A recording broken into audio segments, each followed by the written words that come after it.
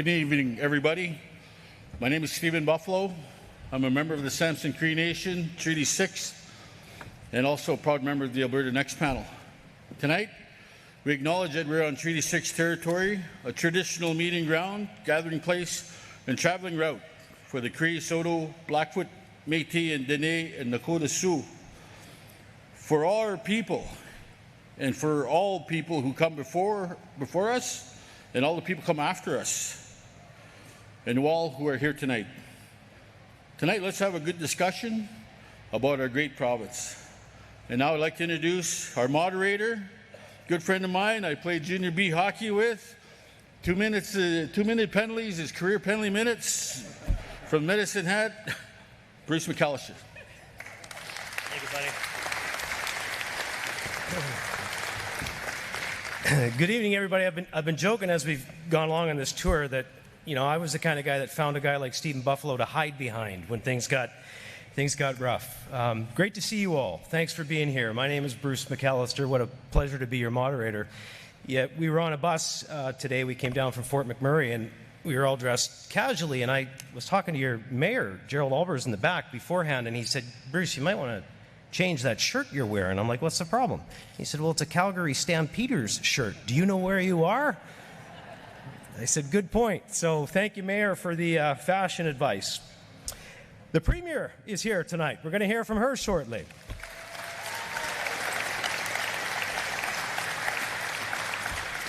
We really have assembled an amazing panel. They're regular Albertans like you from different professions. Like you, they care deeply about this province and recognize that making some changes for the betterment of Alberta might not be a bad thing. So we're here to find out what you think of that tonight, what you might recommend going forward. We've been getting some great advice as we travel around, really diverse crowds with suggestions on what we might do, and we're going to set things up in terms of housekeeping, and so you know how things will play out. If you haven't seen one of these online, I'll run you through all that. First thing I would ask everybody is we can disagree without being disagreeable, so if there's somebody that is strongly disagreeable, we just ask you be respectful. There's been a language issue a time or two, and clearly we won't tolerate that. And I know it doesn't apply to the great majority of you, but I've got to say it. We want to limit everybody to one trip to the microphone, and that is just so that everybody who wants to come and make a comment can do so. And if you've got a burning desire on a second topic, we've got time at the end. We'll revisit if we didn't get to cover all of the 6 in their entirety.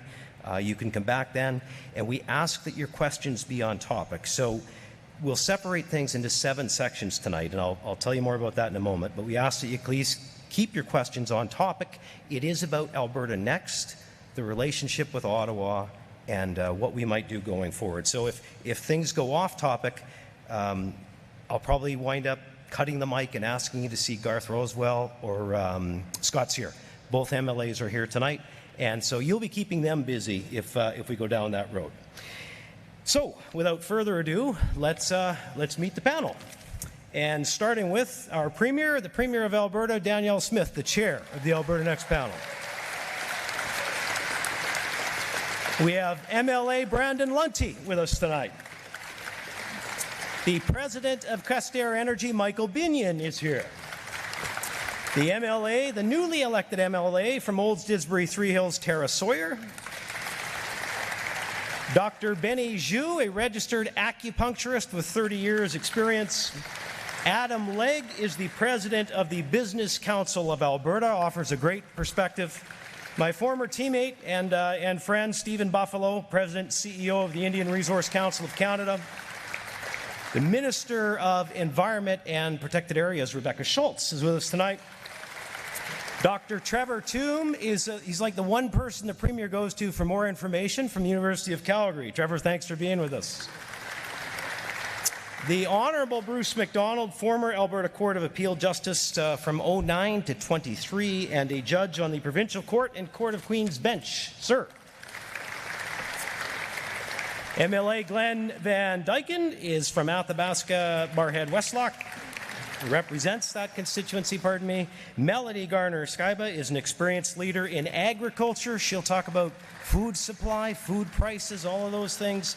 Sumita Anand is the chair of the Premier's Council on Multiculturalism. And Andrew Judson brings 30 years of capital markets experience, and he is from the Fraser Institute. Andrew, thank you. So, before we get into the topics and sort of how we're going to cover them this evening, and I promise to be brief so we can hear from as many of you as possible, let's first give another warm welcome to the Premier and invite her up to set the stage for us.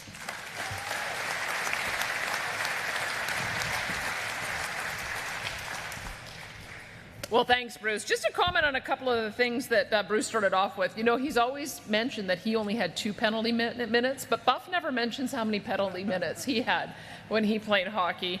And just so we know, so we don't run into a ditch here, how many Calgary Stampeders fans are there here? Okay. I know where we're at. And one more thing I'd say is there is one more person you can defer questions on health and education to, and that's Saskatchewan's great Premier Scott Moe, because Lloydminster has the health board and the education board represented by Saskatchewan. So those have been a lot of the questions that have come up, and so just know that because you're in a bit of a unique situation here, I might have to call. I'll take some notes and I'll let your Premier know if you've got any issues you want me to bring up with him this evening. And I do also want to thank Mayor Gerald Alberts for always being so wonderful in hosting us here. We actually had a joint caucus meeting with Saskatchewan Premier Scott Moe and his caucus just a couple of short months ago.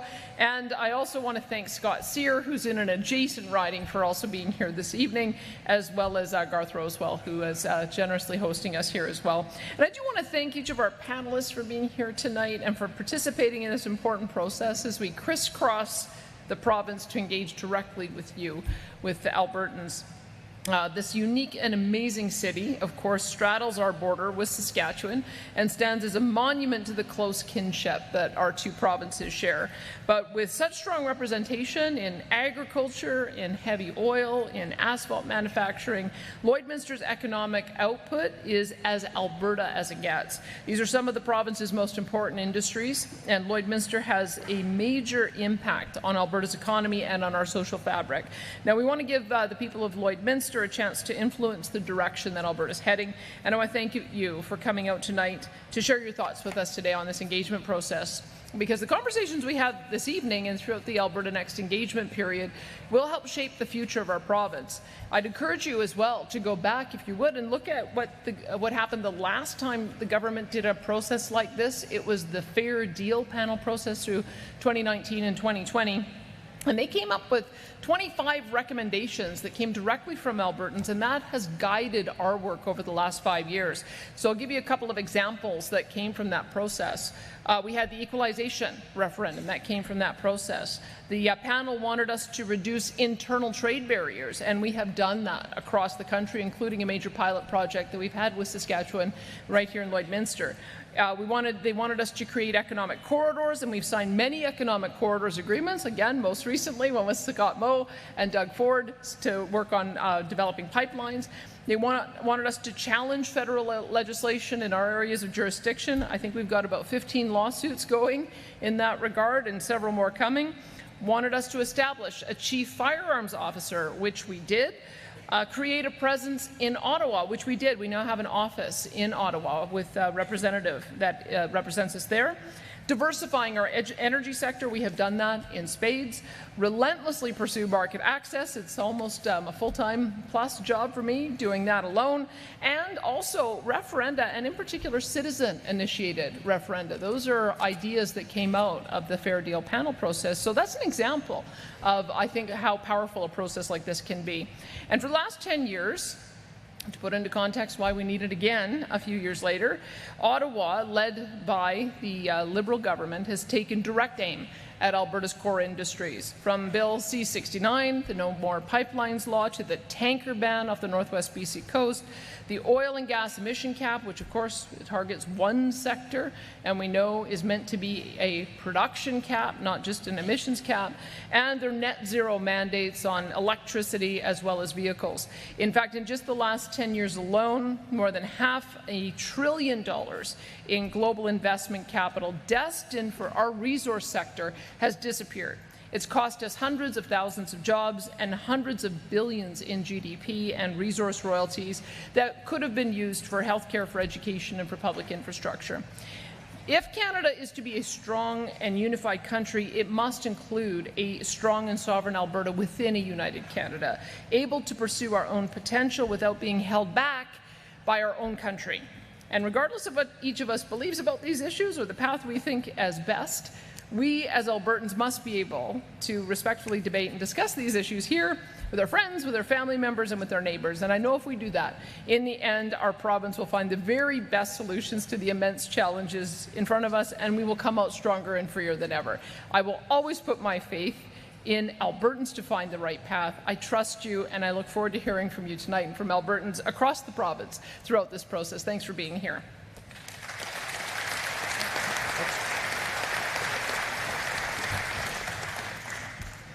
Excellent.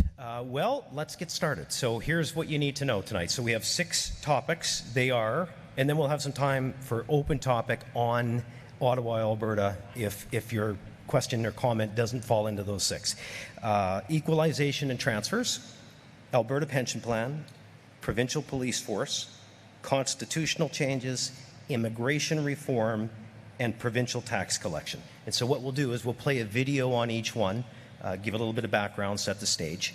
While that video is playing, if you want to speak to that topic, 2 microphones here, just go ahead and line up at the mic.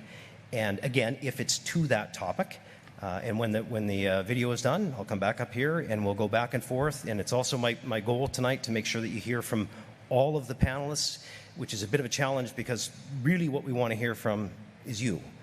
But I want you to know these folks too that have given up their time, so we'll try to balance that. And 45 seconds is what we set for a timer to make your comment. Again, you don't have to ask a question if you don't want, but we do set a timer and ask you to stick to it and ask you to stick to topic. So with that, let's get started. The first video of the evening is on equalization and transfers. Our next topic is reforming federal equalization and transfers. Since 2005, Alberta taxpayers have contributed, on average, $23 billion more per year to the federal government in federal taxes than they received back in projects, benefits, and other spending from Ottawa. That's a net loss to Albertans of nearly $500 billion in just 20 years. Most of those redistributed Alberta tax dollars are spent by Ottawa and Quebec and other liberal-leaning provinces across the country.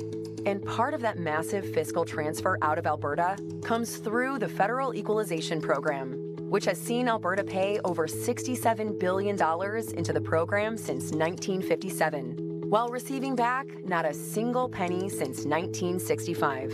In 2021, Albertans voted in a referendum to remove equalization from the Constitution, but Ottawa completely ignored us. So what next? Alberta can't stop these federal transfers on its own. The Alberta government doesn't write a check to Ottawa each year, and we can't ask Albertans to stop paying their federal taxes.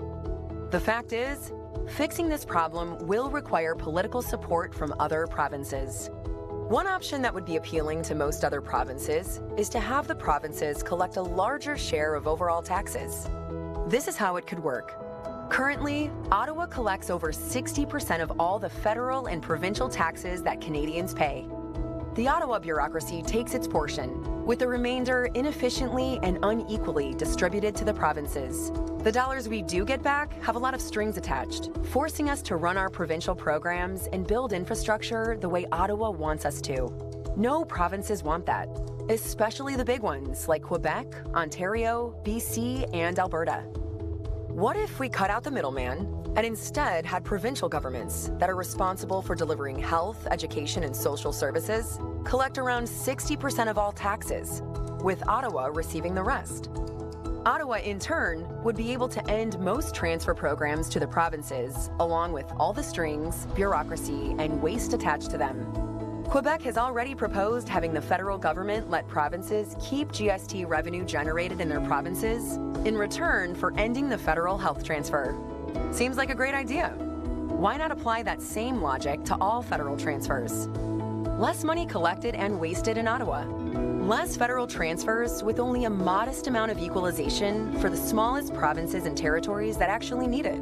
And more funds for provincial health, education, and other programs, without strings attached by Ottawa's politicians and bureaucrats. That seems like something most provinces could rally behind. So what say you, Alberta? Should Alberta take a lead role in working with the other provinces to reform federal transfers and equalization by having the provinces collect a larger share of overall taxes, with Ottawa collecting less? And are there any other strategies Alberta should be looking at to alleviate the massive federal fiscal drain to Alberta? For more information, visit alberta.ca/next.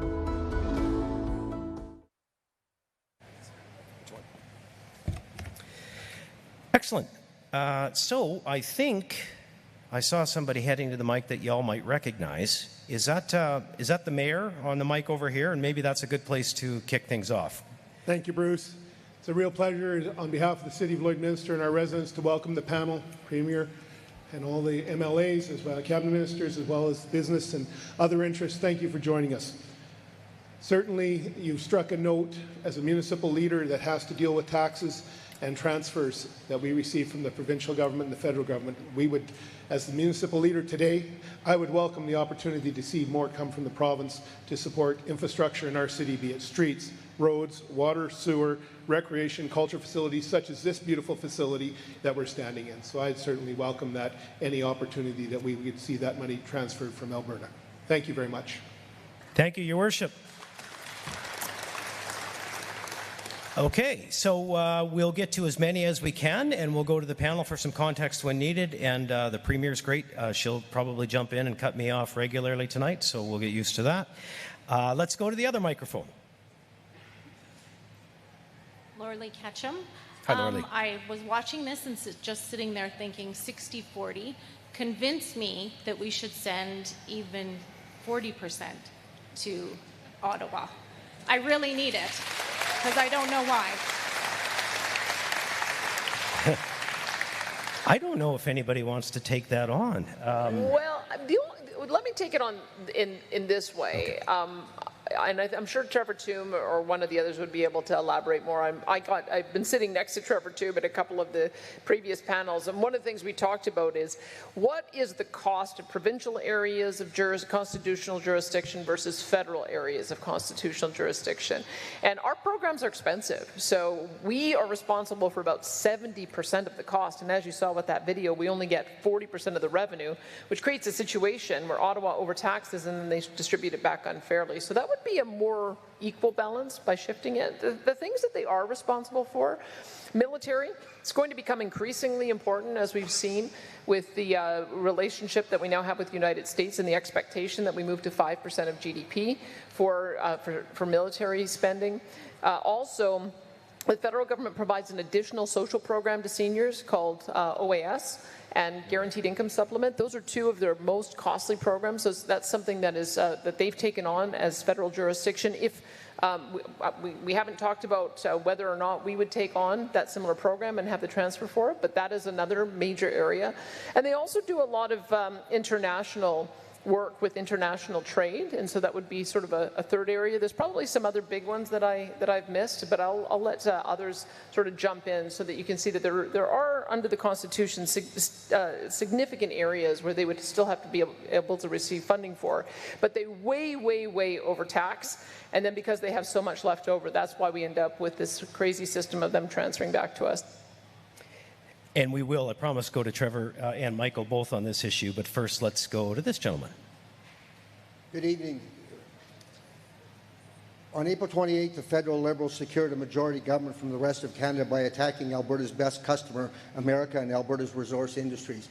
We all know that there's only one way to change equalization, and that is to get out of the country. The good news for many of us is that that victory has led to a resurgence of Western alienation and renewed calls for Alberta's independence. The Alberta Prosperity Project have hundreds of thousands of folks signed up to sign a petition to force a referendum on separation. My sense is that a plurality of Albertans are already committed to voting yes to leaving. Don't wait for the people of Alberta to force your government to schedule a referendum. Millions of people are watching from around the world, hoping and praying that Alberta will become a sovereign nation, which will quickly become a beacon of hope and a blueprint for freedom and prosperity lovers across Canada and around the world. Will you, Premier Smith, schedule a referendum vote for May 1st, 2026? Don't say I didn't ask. Thank you, sir. There is a process. Premier, do you want to go ahead? Well, Danny, I knew I could count on you to ask that question. Thanks for being here. I have said from the beginning that I support Alberta sovereignty within a united Canada. There's a few reasons for that. And one is that if I want to get a bitumen pipeline to the British Columbia coast, I have to negotiate with British Columbia. And my personal view is that would be easier as part of a united Canada than as a separate country. And so if that is our aspiration, we happen to be a landlocked province.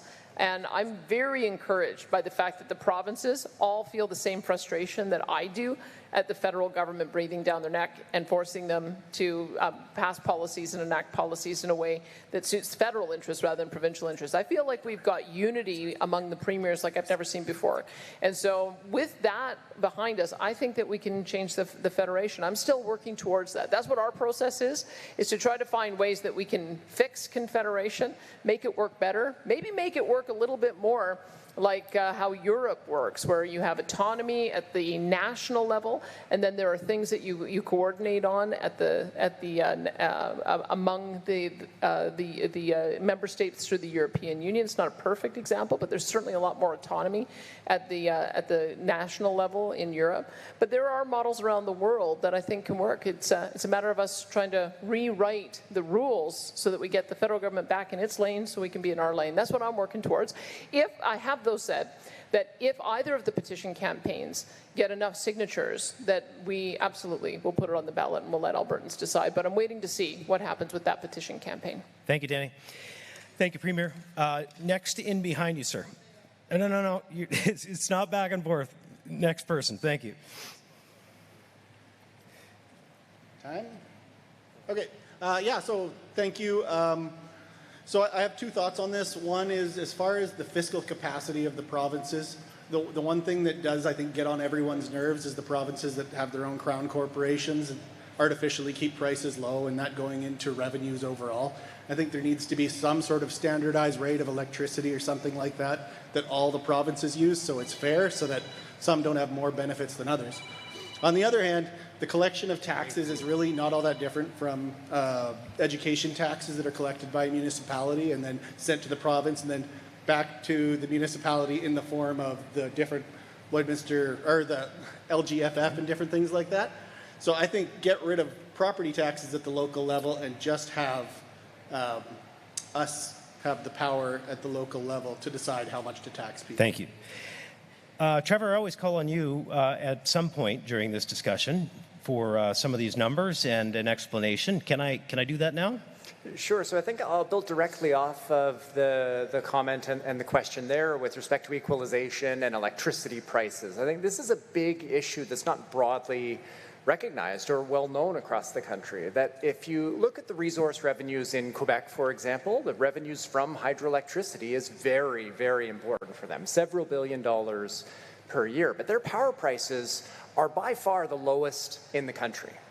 And if they were to increase power prices by just about 2 cents a kilowatt hour, doesn't sound like a lot, they'd still be the lowest in the country, that would increase the revenues they generate from hydroelectricity by so much that their equalization payment this year, instead of being $13.6 billion, would be $9.4. Right? So it dropped just from that small change alone, if we didn't have a fixed pool for that program, would be about $4.2 billion for that province less. So in a sense, they are choosing to have lower resource revenues with low power prices. And that's problematic. And it's an issue that can indeed be solved by, instead of looking at actual revenues from hydro, you could impute the revenues that you could raise at average prices. And if they wish to then keep power prices low, that's fine, but we wouldn't be attributing to them artificially low revenues from that source. I guess I shouldn't go on, but I'll make one final point, that Canada is an incredibly decentralized country. Like the Premier noted many important things that the federal government does, but even with military spending this year reaching 2% of GDP, the NATO target, and that's good to see, and more from there, health alone is 6 times larger than that. Like all in, the federal government spends only about 30 cents on the dollar of overall government spending in the country. And so there is this big gap between where the revenues are raised and where the actual program delivery occurs. Okay, Michael, stand by. I want to come there next because I know you've got some wonderful experience in Quebec that you can add. First, let's go here. Good evening, Premier and Ministers. Question for you on the pension issue. We hear that we would like to maybe in Alberta move to a Alberta pension per se. Yep. So if and when that referendum comes, gets voted on, and is passed, do you think the federal government, because there already is an exit plan in place for that Canada pension program, do you think the federal government will honor that exit program? It's an excellent question, sir. And Premier, I'm going to let you touch on it real quickly, but I just want to remind everybody, we have a whole section for this one. So I probably wasn't really clear off the top. I know I said a whole bunch of things, but we've got a big chunk of time for just this subject. So I'd like to keep it on track to this one if we can and go to that when we get there. That said, the gentleman asked a question. Do you want to comment? Yeah, well, I'm sure we'll have lots more to say about the pension, but I think it's sort of the question about the honor of the Crown and the integrity of the federal government and whether they will follow the law. And sadly, we've seen that they haven't because they keep invading our jurisdiction, number one. When they get caught out on it, like Bill C-69, they don't listen to the Supreme Court. So I think it's a legitimate question to ask. And I would say I would hope so. I would hope that because the Constitution gives pension power to the provinces, I would hope because we have a statute that talks about what happens at a formula and the things to consider on the calculation when you leave. I would hope that they would follow the law, but I can take the point about can we actually trust them. But isn't that the nature of the problem? Is if Ottawa was not behaving in such a lawless way, we might not be having these conversations right now. We are really trying to force the issue to get Ottawa to act appropriately, to act within the boundaries of what the Constitution told them to do. So I think we got to try, but why don't we wait till we get to the pension video so that people can see if they're persuaded by the arguments one way or the other. You got it. On equalization and transfers, though, Michael Binion, please. Oh, I wanted to address the question of the woman. I'm sorry, ma'am, I've lost your name about why we should even send 40% to the rest of the country. But before I do that, I want to just mention that Danny, I've been a speaker at his conferences, and he knows my wife, and my wife has a very strong opinion we should send absolutely nothing to them. She's the let the Eastern bastards freeze in the dark type. But I don't think that.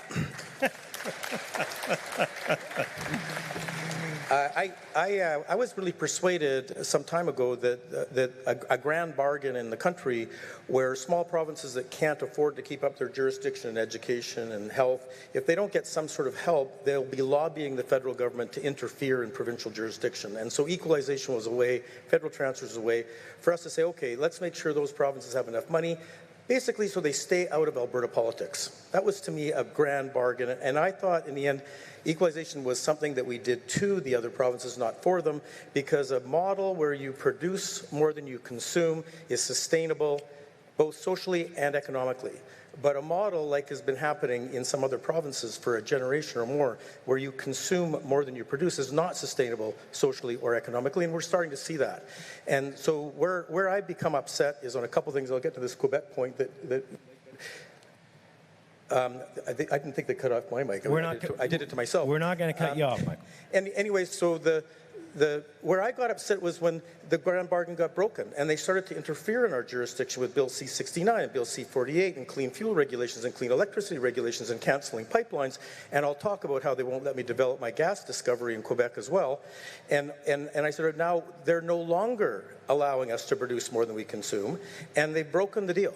And so that's where I've become upset about this equalization thing. And then I'll just add to this point that in Quebec, a Premier Marois, who is there as I'm working to try to get permission to produce our gas, said publicly that why would Quebec produce its own oil and gas until we separate? Because then we'll be able to keep all the revenue for ourselves. And so that's the model. I say that what we're doing to these provinces is creating systems and dependencies where they actually don't want to develop their economies. They don't want to produce more than they consume because it becomes financially disadvantageous for them. And so in the end, I think equalization is something that may not be something that we're doing good for the rest of the country. Thank you, Michael. Go ahead, sir. Right here. Go ahead, sir. Hi, my name is Randy Dewey. I suffered a major medical issue 2012, and I astonished the doctors in 36 or 32 months with a recovery that should not have happened. I had 5 entities hinder my recovery. The trade-off is I learned how valuable this is.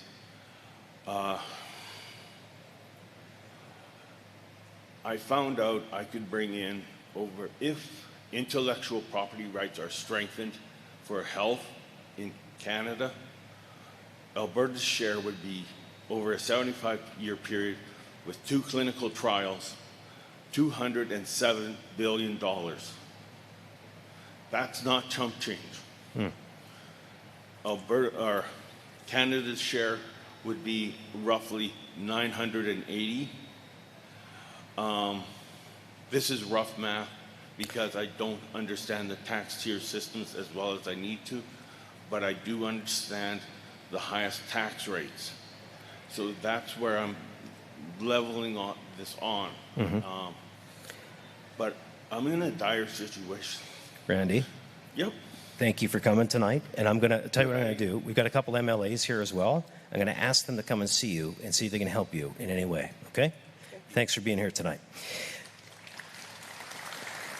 Let's do a straw poll on this subject, shall we? Or we have somebody else in the microphone. Yes? Sorry, go ahead.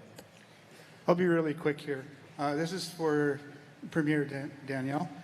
With reform of the transfers, is it to get rid of the equalization or just to make it for provinces that really need it?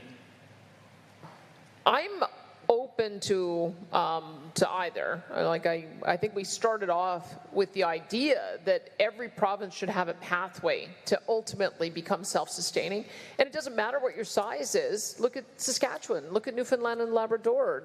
Look at BC and Alberta. We are all net payers into Confederation. And so I think there should be a pathway for ultimately them to get up to the standard, which is roughly equivalent tax rates to provide roughly equivalent services.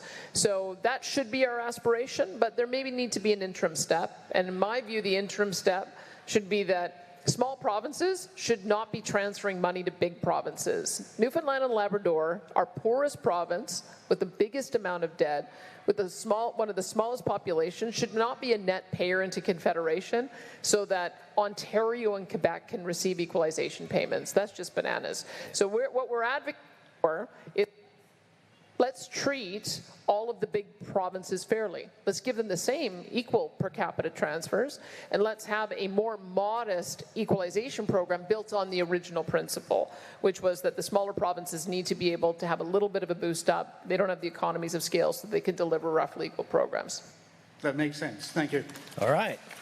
That's a good place to ask the straw poll, and we can do it by a show of hands. So we'll do a yay or a nay, okay? The question is, should Alberta take a lead role in working with the other provinces to reform federal transfers and equalization? Who says yes? Those opposed? Not an official poll, but I think we see where everybody is at. Thank you very much. That was a great way to kick things off tonight. The next debate, or the next subject, is the Alberta Pension Plan. Here's some background in a video. Our next topic is creating an Alberta pension plan with the same or better benefits than the Canada Pension Plan. With a younger and more productive workforce, Alberta workers contribute about $3 billion more each year to the Canada Pension Plan than Alberta seniors receive in benefits. Alberta has the constitutional right to exit the CPP. And if we did, federal legislation says that Alberta would be entitled to a sizable share of the CPP assets that we could use to start our own provincial pension plan, so long as we guarantee comparable pension benefits for seniors. Quebec made the decision to start its own pension plan decades ago, and they have an agreement with Ottawa so that all retirees receive their full pension benefits, whether they worked in Quebec, retired there, or some mix of both. Alberta could negotiate a similar arrangement with Ottawa if we created our own pension plan. There are more factors to consider as well. Currently, virtually all investment decisions and management of the CPP is conducted by folks working in Ottawa and Toronto rather than Alberta. While the CPP's mandate is to maximize pension returns, in recent years, the CPP annual reports have shown an increasing focus on emissions reductions and DEI concerns, which do not always result in the highest rate of returns for the pension plan. CPP management has also become bloated and expensive. 20 years ago, the CPP had only 150 employees, with operating costs of $118 million. Today, it has ballooned to more than 2,100 employees, with operating costs of about $6 billion. If Alberta opted to commence its own pension plan, the fund would be managed out of Alberta by Albertans, and investments could be focused exclusively on maximizing returns rather than adjusting for carbon dioxide and DEI-related objectives. With that all said, the CPP has consistently generated healthy returns and is a stable and critical source of income for seniors in Alberta and Canada. So, what are the benefits of Alberta choosing to withdraw from the CPP to create its own pension plan? 1. A big upfront payout. Alberta would get back a significant lump sum by exiting the CPP. The chief actuary in Ottawa has indicated our share would be at least $140 billion. That's plenty to start and build a strong Alberta pension plan from day one. 2. Better benefits for seniors, lower premiums for Alberta workers. Thanks to our younger, more productive population, an Alberta pension plan could result in Alberta workers paying lower pension premiums on their paychecks, or seniors enjoying higher pension benefits, or a mix of both. 3. Local control and boosting our economy. An Alberta pension plan would be managed right here at home, creating more jobs and growing Alberta's financial sector.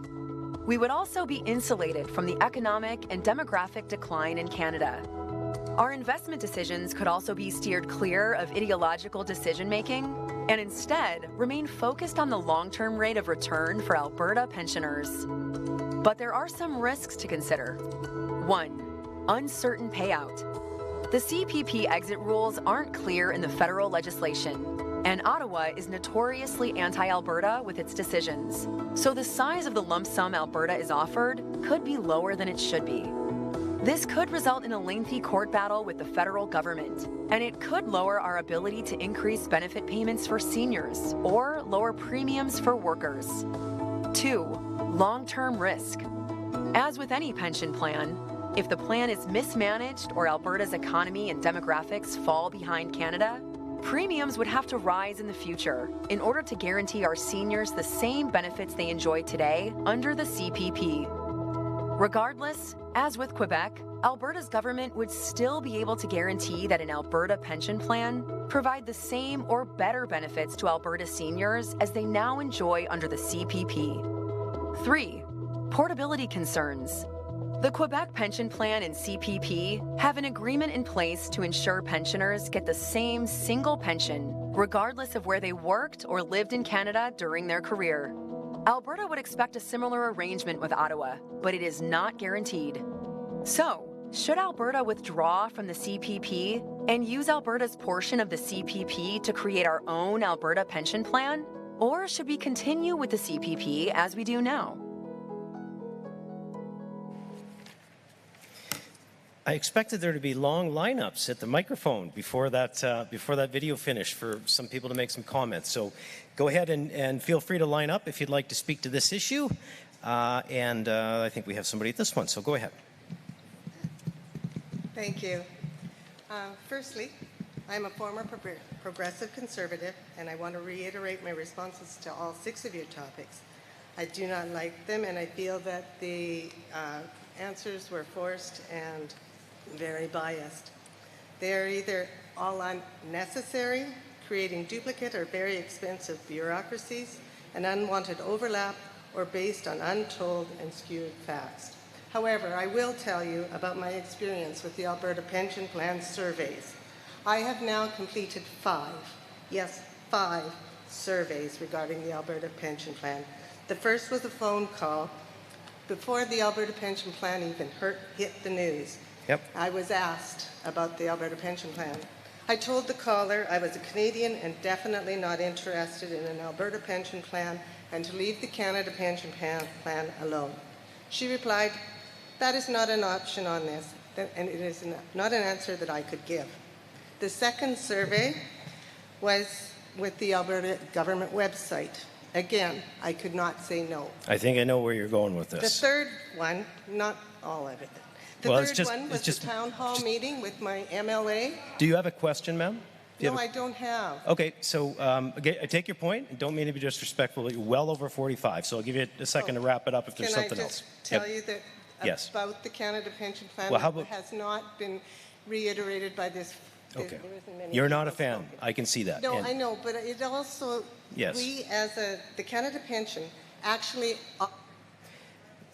It's a couple of minutes, ma'am, so trying to give you the benefit of the doubt. But here's what I'm going to ask you to do one more time tonight. I'm going to ask you to participate in a 6th survey on the Canada Pension Plan, the Alberta Pension Plan. When we're done, we'll do a straw poll. I think you might be shocked by how the numbers have changed. Okay, let's go over to this one for the next question. So my name is Wes Newmeyer, and I'm a senior now. I'm not on a pension yet. But I am all for the Canada Pension Plan because it's a bigger plan. I feel it's solvent and it's a good plan. It's solid, and I don't like tinkering with my pension and playing games with my pension. I also feel that all Albertans pay into the pension plan based on their salary, and that the amount we pay in decides the amount that we get out, because it's all formulated and based just like every Canadian across Canada. And because Albertans get higher wages overall, I don't think that's such a terrible thing that we pay more into the pension plan based on the wage we get. We also get more out based on the amount we pay in. Well, so I'm happy with the Canada Pension Plan. Excellent, thank you. This is a good time to go to one or two of our panelists that can add some context. Andrew Judson, maybe I'll start with you for some context. Thanks, Bruce, and good evening. Ladies and gentlemen, I think we all recognize this is a very emotional issue. We've certainly felt the emotion of our participating audience in the other town halls we've had, but I'm afraid that I think the math is straightforward. If you boil this back to what the math will tell us on this analysis, that there's no question that the Alberta pension plan would be viable and sustainable and successful. And that's just the math. Now, we believe that the contributions paid by Alberta pensioners will actually fall, and the benefits will be able to rise. And over the course of a working lifetime, of contributions to both that continuing Alberta pension plan and the supplemental plans that would be available to you with the money saved, that all of us contributing would be far, far ahead. Thank you, Andrew. We'll go here, and I promise I'm going to come back to Trevor, and I know Premier will want to comment on this one too, but let's go to you. Hi, I'm Kathy Bartley. Hi, Kathy. And I'm for the CPP for multiple reasons. Would you mind? I'm having a hard time hearing from this microphone. I don't know if people are not speaking head on or if there's something we can do with the audio in the back, but if you wouldn't mind just maybe speaking a little bit closer. It's been a bit muffled the last couple of speakers. I appreciate that. I have a voice that can go over 2 soccer fields, believe me. That's not a bad thing, Kathy. It is a very good thing. Go ahead. Okay, I'll start again. I'm for the CPP for multiple reasons. One, it is a well-established, world-recognized retirement savings plan. Many countries struggling, we are not. There's 75 years of being able to pull out in our CPP. Very few countries have that ability at this time. Secondly, and honestly, with respect, I do not trust how the government will invest our money. It's our money, not the government's. So that's my biggest concern. Okay. Thanks. Thanks, Kathy. On that point, we agree. The government doesn't have any money. It's all taxpayer money, for sure. Would you like me to comment on a couple of things that have been raised? Yep. So just a couple of things. I think the CPP is coasting on past reputation. I think if you look at current reputation, it doesn't quite match. And don't trust me, trust Andrew Coyne, who's no fan of an Alberta pension plan, but he's also been no fan of how the CPP has been run for the last number of years. He's the one who pointed out that they started off with 150 managers, and it cost $118 million in management fees when they first began. They're now up to $6 billion in management fees, over 2,000 employees, because they switched from sort of passively investing on index funds to active management, but that's not the worst part. The worst part is that they're actually getting worse returns than if they had just invested in an ETF. They're also ideological.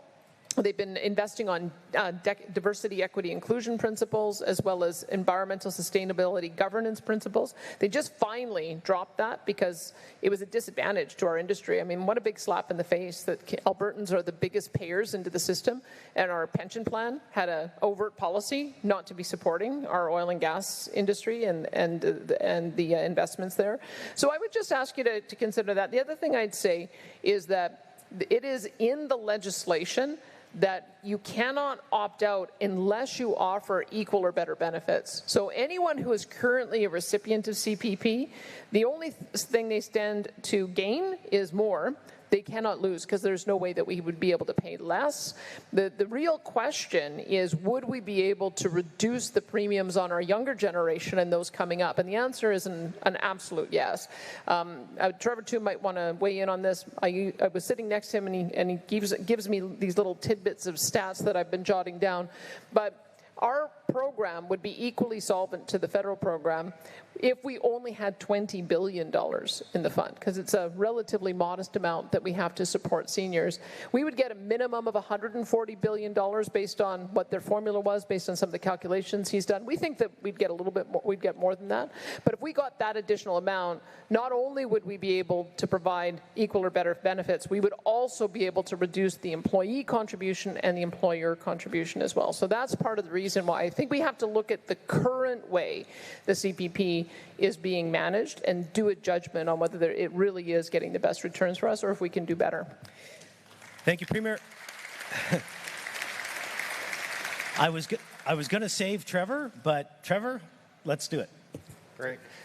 Maybe I'll just touch on a couple points. It's been raised that the CPP, it's well established, it's been around for a long time, certainly, and that it is a strong plan. And I do think it is a strong plan thanks to a lot of effort that was put in the 1990s, led by Ralph Klein and Jim Dinning here in Alberta, and Mike Harris in Ontario, and Paul Martin federally, where we enacted some really big reforms to CPP to put it on a good position. At least the Alberta pension plan that's kind of being talked about, or that analysis has come out on, is built on that foundation. And it's the demographics in Alberta that provides for a potential advantage here. And maybe just some numbers for context. There's about 3 contributing workers in Alberta per CPP beneficiary in Alberta. Nationally, there's about 2.5 contributing workers per beneficiary. And that might not sound like a big difference, but in kind of a simple pay-as-you-go pension, that's the difference between a contribution rate of 10% versus a contribution rate of 8.2%. So small differences in demographics can lead to big differences in how much you need to pay as a worker to sustain an Alberta pension plan. And so that's really the benefit of an APP. The demographics in Alberta would allow for contribution rates to be considerably lower, kind of almost independent of how much would be paid out from the CPP fund. And like any issue, and this is a complicated issue, there are pros and cons, and there would be unique risks that Alberta would face. And I think that's where our minds should go in terms of evaluating these trade-offs. Lower contribution rates, potentially different risks, in particular around migration and interprovincial moves of people well into the future. But the APP would be a strong plan, just like the CPP is a strong plan, and we just need to think about weighing those costs and benefits kind of very, with a very hard head. Excellent. Thank you, Trevor. We've got a whole bunch of people at the microphones. Just a reminder, if we don't get to everybody as we move to the next topic, there'll be time at the end and you can come back to it. But let's start over here and go through as many as we can. Hi, my name is Linda Koppel. And before I ask the question about the APP, I will address the question I had for the first question that you had. I could not answer, should Alberta lead the other provinces, because I didn't have a clear answer as to how. So how would Alberta lead the other provinces to help change the transfer and Equalization, yep. Equalization, because from my understanding, that has to go through constitutional law, and all the Supreme judges are appointed by the federal government, so it's kind of a lose-lose. So that's the question. But for this question, I would like to ask, why is the provincial government waiting for the federal government to give us the numbers of what they owe us for CPP? We've been waiting for a year. Have we ever? Yeah. Quickly, Premier, on that one? On the first one, I would say we already have led the provinces in coming to that conclusion, because when Albertans passed that referendum with 62% of the vote, we ended up doing a paper talking about how we would eliminate equalization over time. And Newfoundland and Labrador, they started looking at it saying, this is unfair, and they launched a legal challenge saying we shouldn't be a net payer.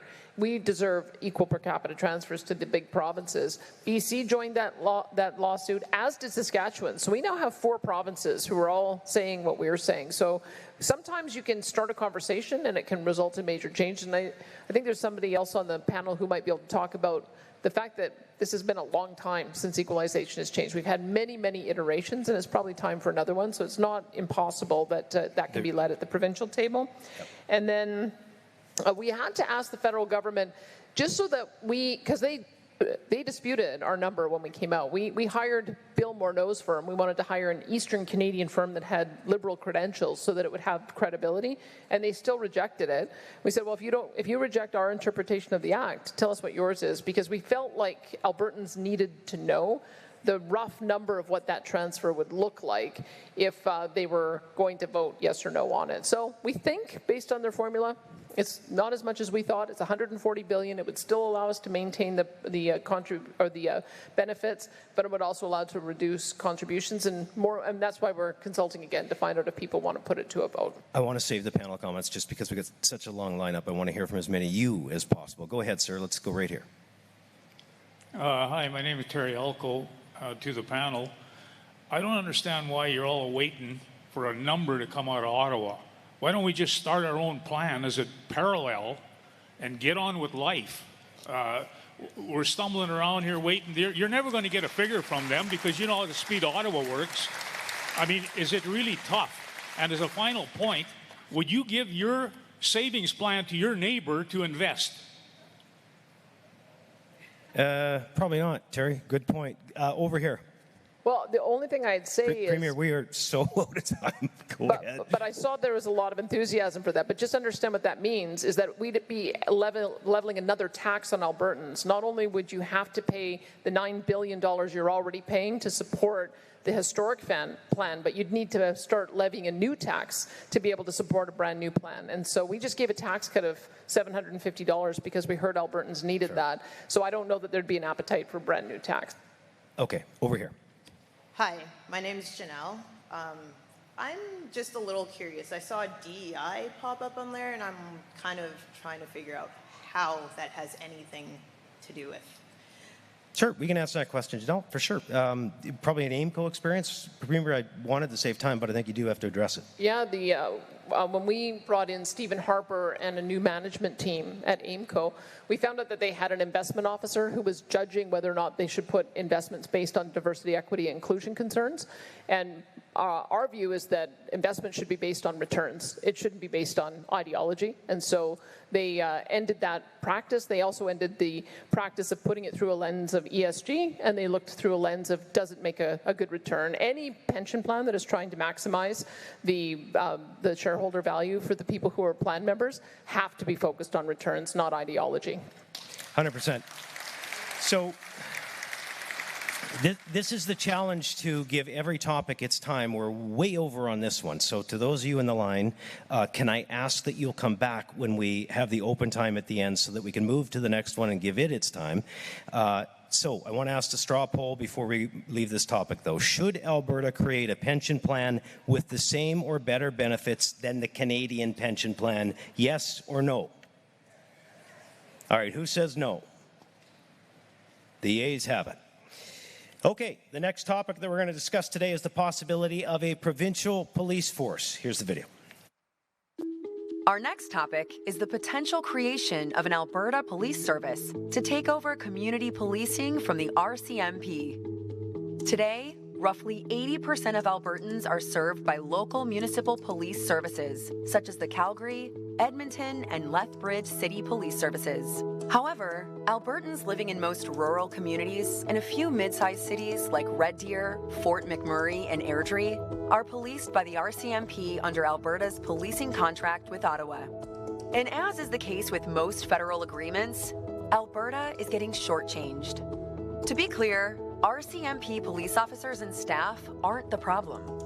They do all they can to protect us with the resources they have. The problem is Ottawa. Because the federal government is failing to provide the number of promised officers and resources to Alberta communities under the policing contract, response times are slow, staffing is stretched thin, and officers are often moved across the country at a moment's notice, resulting in little connection to the Alberta communities they serve. Furthermore, because of French language requirements, English-speaking Alberta officers do not qualify for senior RCMP positions. And ultimately, the RCMP's policing priorities are chosen by the federal government in Ottawa, rather than the provincial government in Alberta. Even the federal government itself has recently stated the RCMP should transition away from contract policing when current agreements expire in 2032. Ontario and Quebec have had provincial services for over 100 years. Why not Alberta? So, what are the benefits of Alberta withdrawing from the federal policing contract and creating our own provincial police service to provide community policing? 1, more local, more accountable. An Alberta police service would be run by and for Albertans, accountable to our province and not to the federal government in Ottawa. Police officers and support staff could build long-term careers in the Alberta communities they know and love. And any current RCMP officers and support staff working in Alberta would be invited to join a new Alberta police service. 2, safer rural communities. With local recruitment and stable placements, rural response times would improve considerably from where they are now, and coverage would become more reliable and tailored to each municipality and region. This is especially important in underserved rural Alberta communities. 3, flexible, made-in-Alberta solution. Most Albertans already have local police services. The province would assist larger communities like Red Deer, Fort McMurray, and Airdrie to transition to their own police services, while smaller, rural communities would be policed by the new provincial police service. And of course, nothing would change for Edmonton, Calgary, and other communities that already have municipal police services in place. But there are also potential drawbacks to consider. 1, startup costs. Establishing a new police service requires significant initial investment. Hiring officers, buying equipment, building training infrastructure, and training personnel. Ultimately, the startup costs could reach into the hundreds of millions over several years. 2, loss of some federal operational funding. The federal government currently covers 30% of RCMP contract policing costs. It is therefore likely that there will be additional ongoing operational costs for the province. However, municipalities would not be saddled with those costs. So, should Alberta create an Alberta Police Service to take over community policing from the RCMP? Again, thank you to those of you that we didn't get to on the last subject. Please come back at the end, and we'll do our best to make sure that you get to the microphone. So, Premier, you had mentioned some historical significance from one of our panelists. I think it was Justice MacDonald. Maybe we'll start, Bruce, with you on this topic, and then I'll go to some of the mics, okay? Can I just give one interesting piece of context? Because I mentioned earlier that health and education are under the Saskatchewan Government Authority. The policing is under K Division, not F Division. And so the policing in Lloydminster is done for both the Saskatchewan and the Alberta side through the Alberta policing contract with a special contract to the municipal regional government. Am I got that right, Mayor Albers? So if we were to move towards a provincial police force, it would impact Lloydminster. I guess there's two options. Lloydminster, I suppose, could stay with the RCMP and be part of F Division and transferred over to Saskatchewan, or municipality could choose to have its own municipal police force, as places like Grand Prairie has done, or we could look at having a sheriff detachment here. So it's just an interesting nuance being a border town. And it needed to be referenced. Thank you, Premier.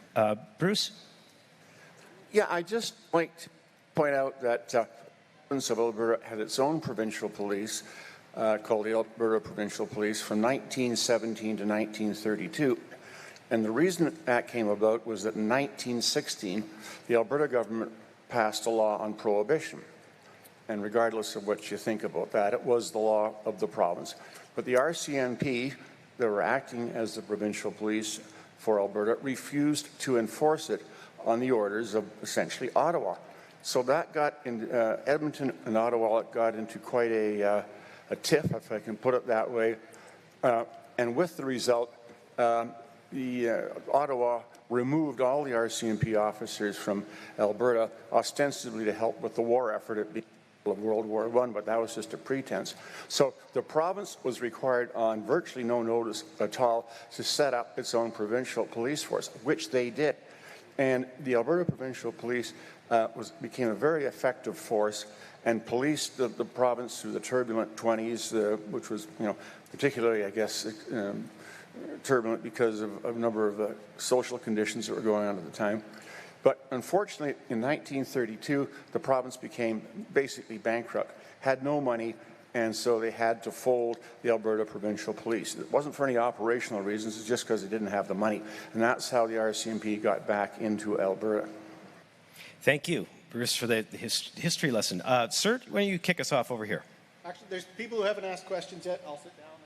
Oh, okay. Yep, that's, I should see that. Absolutely. Just to be respectful, we'll ask, if you haven't been to a microphone yet, come on up. And if you have, please defer to those that haven't. Go ahead. I have asked one question, but I do have concern for the CP for this. You were saying within your video, oh, sorry, I'm short. You were saying within your video the federal government chooses the RCMP's policing policies. According to Edmonton AM, the ROO said the RCMP are legally obligated to set local policing priorities in concert with provinces. Detachment commanders set priorities together and communities. The RCMP also encourage employees to learn more languages, leadership roles in Alberta or English-speaking positions. And I have friends who are in these roles who are English-speaking. The other one is that they're forced to move. They are not forced to move. Thank you. Okay, so good chance, Premier, before I get to respond to this, just to say it again. If you've been to a microphone, please let everybody else go to the microphone, and we'll give you some time at the end, okay? Premier, do you want to take that one on? Well, we're going off CBC reporting, and the CBC reporting says that to be able to get, I mean, I put it out there because I think the person comes from a perspective that probably often agrees with the CBC, and if even the CBC says that you need to have French language training in order to be a senior officer or a senior member of the civil side in the RCMP. I mean, I think that that's what we're going from, and that's the experience that we hear from officers, and that's what they say, and they've even doubled down, and they're actively asking senior officers who want to aspire to those positions to learn French. So there's that. And I must tell you, one of the issues that we have with the RCMP is, unfortunately, they don't take direction and work with us on our policing priorities. This is why we have had to set up a special fugitive apprehension team. You would have thought the RCMP should have led that. They didn't. We shouldn't have had to set up a special border control team with our sheriffs. We had to because the RCMP did it. We shouldn't have had to set up a scan team to shut down drug houses. We do. We have our own surveillance team with our sheriffs who work collaboratively with the others. You'd think that that would be one of the services they would provide. And why don't they do that? It's because they're about 20 to 30% short in every detachment. They have contracted with us to have 1,911 positions. At any given time, we're only about 1,400, and that is a story across every jurisdiction that is policed by the RCMP. They just don't have the capacity to fill the detachments. One more story I would just say, I said it last night. We have 4,000 organized crime groups and gangs in Canada. I had heard that there was one group in particular that was victimizing people in Edmonton.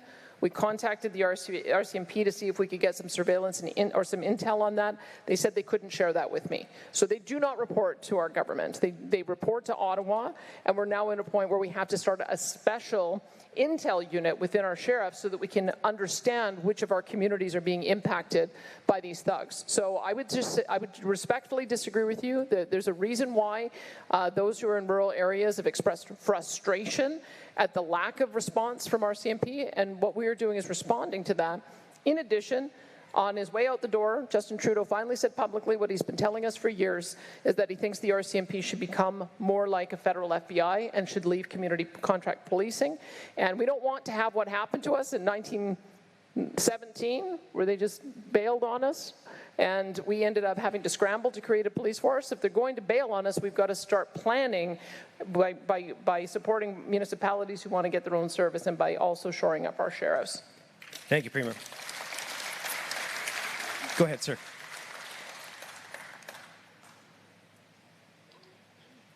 I think if the Corporation Alberta people would listen to this, we could save probably trillions of dollars. There's 10 rules written in stone that everybody should live by. And if you did the education on that, then you wouldn't have the crime, you wouldn't need all the police, first and foremost. So those 10 rules got simplified into 2. Do you know what they are, Ms. Smith? You got about 10 seconds to get them out. I asked the question. Are you willing to educate people what those 2 rules are? Why don't you tell me? Have you heard of Jesus? Sir, what's your That's question? my question. What is your question? Would the Corporation Alberta? Okay. Thank you. Let's go over to this microphone, please. Good evening, everybody. My name's Sam. I'm a construction worker working here in Lloydminster, but I live in the small community around Hill near Camrose. So the idea of getting an Alberta police service that would focus more on the small communities is really appealing to me.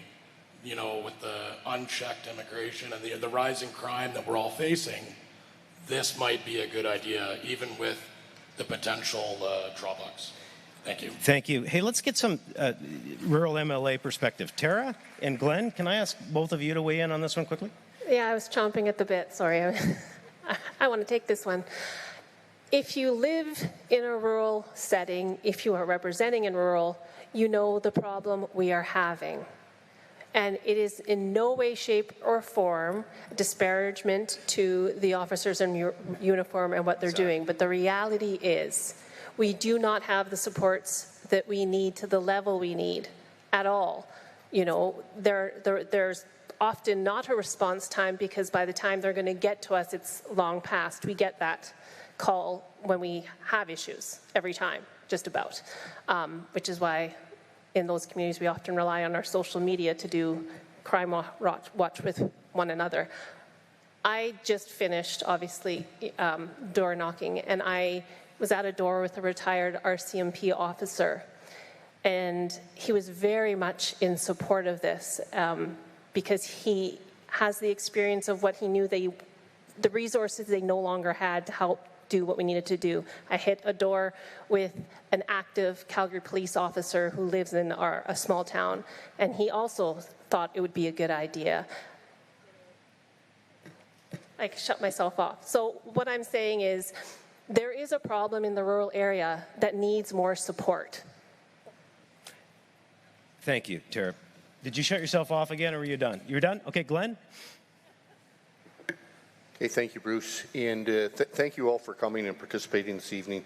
And thank you, Premier Smith, for leading us around the province to have this discussion with Albertans. It's really a discussion about taking authority over areas that we currently have the entitlement to in the current Constitution. And so, as a representative for a large rural community, Athabasca, Barhead, Westlock constituency, it's part of the 20% in the province that are not community policed or that are community policed with the RCMP.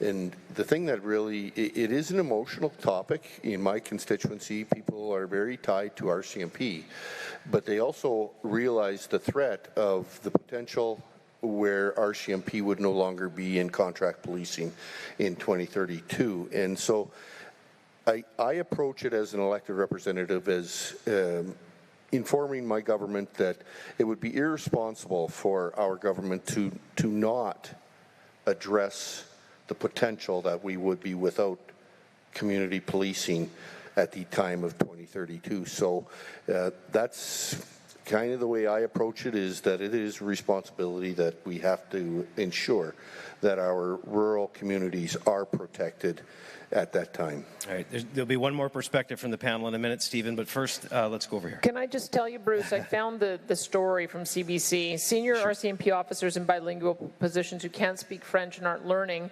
it points in here, this is a 2023 law, story that caused a lot of controversy, and here's the quote from one of the MPs: "I cannot believe it. An institution that's supposed to enforce the law and which violates the Official Languages Act. It's really, as far as I'm concerned, a lack of respect towards French speakers within the RCMP, and they should all be fired." We actually have a law, the Official Languages Act, that requires that at first glance is a blatant violation of Canada's Official Languages Act, which has required since 1988 that executives that supervise and manage in French and in English are designated must be able to speak French. So that's the Official Languages Act. They didn't go and change the law, so that's still the law that's on the books, and you'd be happy to look at. I'm happy to have you look it up yourself. Which would seem discriminatory to us, for sure. Go ahead. Laura Lee Ketchum. Regardless whether it's Alberta Police Services or RCMP that ends up working in our communities, I really hope that there's changes to how charges are laid. I'm from a small community, Marwayne. I know 3 individuals that were charged with assault. We had a teacher at Kitscotty charged with touching, and they had to go to court and spend $7,000 to $10,000 proving their innocence. Yeah. So basically, if someone has a complaint, and that could be, maybe I tried to jump out of a vehicle and the person stopped me, you can be charged with assault for stopping that person from jumping out of the vehicle. Really, I feel like we could do some better work at investigating and talking to both sides before charges are laid. Well, okay. Premier, you said something in the microphone a week or so ago. I don't know if we want to go back to that or if we want to go to the next microphone. Why don't you see if our judge has anything to offer on that? Sure. Bruce, go ahead. Well, really, it's just, I guess, a sign of perhaps not good police work in one sense. I mean, good officers should know what is worth pursuing and what isn't. And that just comes with the individual, and I can't really go beyond that. Yeah, hard to question those things for sure. Didn't seem to make sense, but I always say you gather one side, you gather the other side, and then you try to figure it out. And it's hard to give context to something we don't all know about. Is there somebody in this microphone over here? Thank you. Just a comment. I hear lots of talk about making Alberta wealthy and all Albertans wealthy. Throughout history, drugs, gangs, prostitution, let alone petty crime, has followed the money. So at a time when we want to get rid of the RCMP, what plans are in place or are going to be in place to replace the infrastructure, the knowledge, the intellectual capital that the RCMP currently have How are we going to replace all that at a time when we're going to be flooded by people wanting to come in and take advantage of our money? Premier?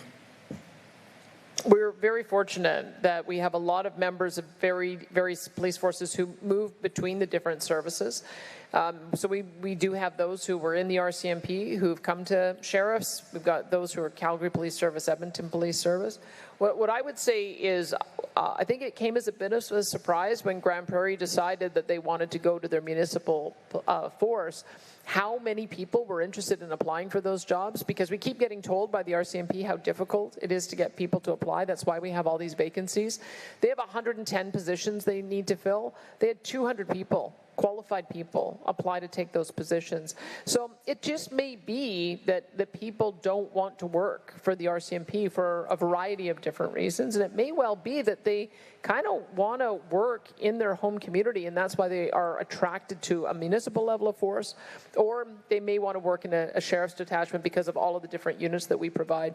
We are in the process of affirming the sheriffs as police as opposed to peace officers. They have been given a higher level of training, and about 650, because of their previous experience, are going to already be able to start work as police officers, which isn't bad from a starting point. I think that the Marshal Service in Saskatchewan is starting with 70. So we're starting with 650, and we'll just continue to be able to attract more and more. And when I tell you that we only have about 1,400 RCMP officers that are on the job at any given time for a variety of reasons, I think we'll very, very quickly have our sheriff's unit surpass the number of RCMP officers that we have in pretty short order. Stephen, policing under First Nations, also, there's discussion about changes, and some communities do it differently. Can you give us some context? Sure. Currently where I live in Calgary, the Tsuut'ina Nation, that's, Calgary being the suburb of Tsuut'ina, they have their own police force.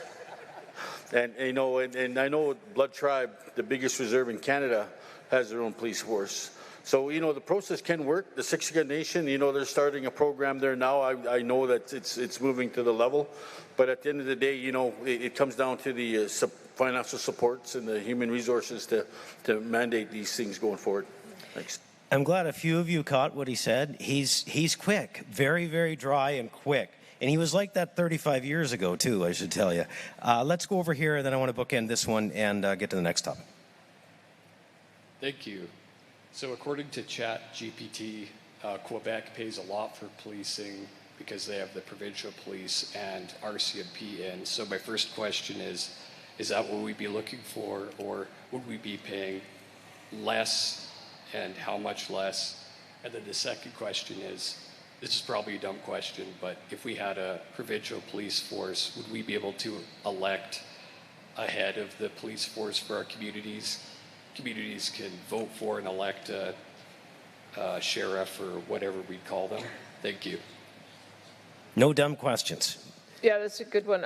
So it is the case that the RCMP, with all-in benefits, are the highest paid officers in Canada. That's one of the reasons why when Grand Prairie realized that they could have a local police force, they would be able to hire for a little bit more cost effectively and either save money or hire more personnel. They chose to hire more personnel. So yes, it would very likely be a lower cost police officer.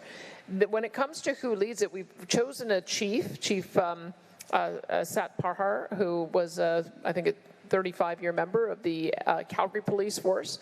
And we also have a head of a police commission. So when you have an independent police force, you need to have a citizens body that governs it in the event that there's excessive use of force. And so we've already established the head of our police commission as well. Lloydminster would have to make a choice about whether they wanted to go for a municipal force.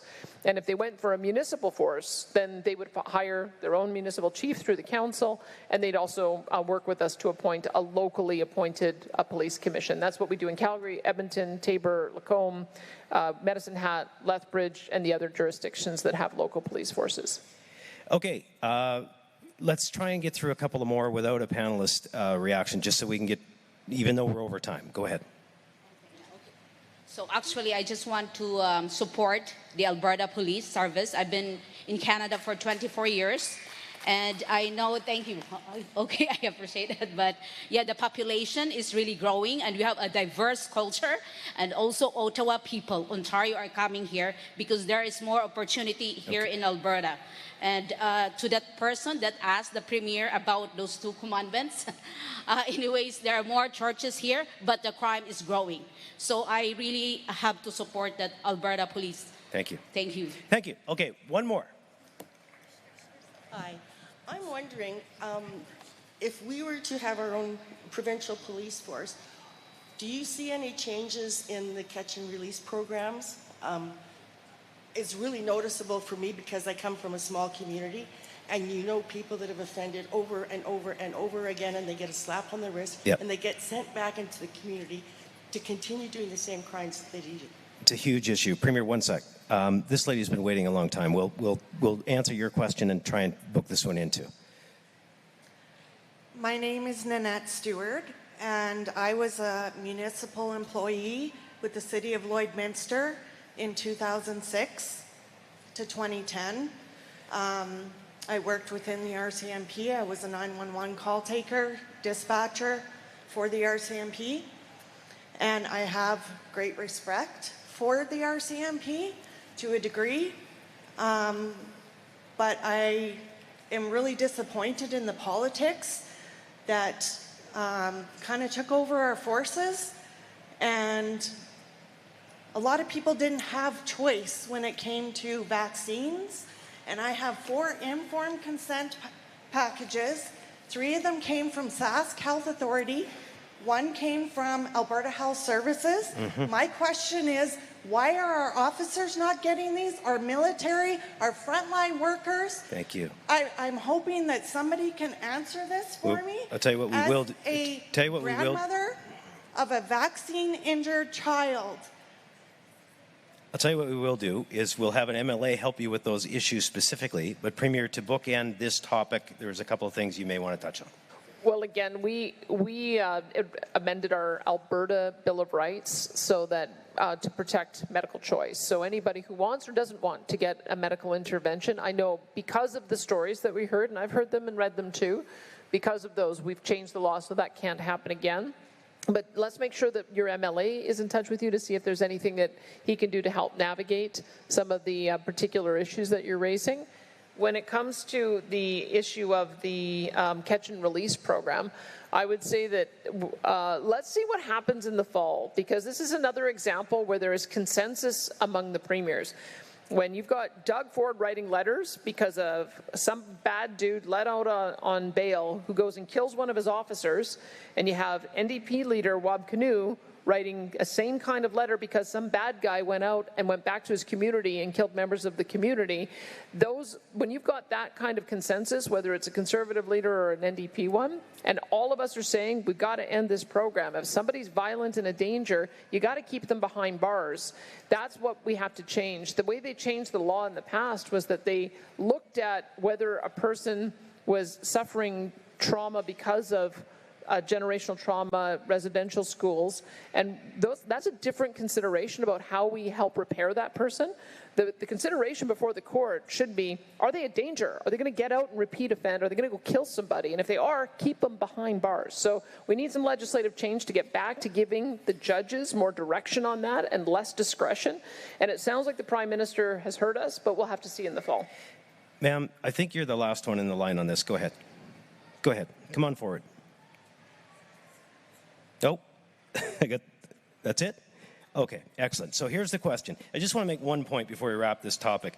When we discuss this issue, anybody that serves for the RCMP, that took the oath to protect us, this is not in any way disparaging. We're so grateful for each and every one of them that does. We're saying the bureaucracy itself could be better for Albertans.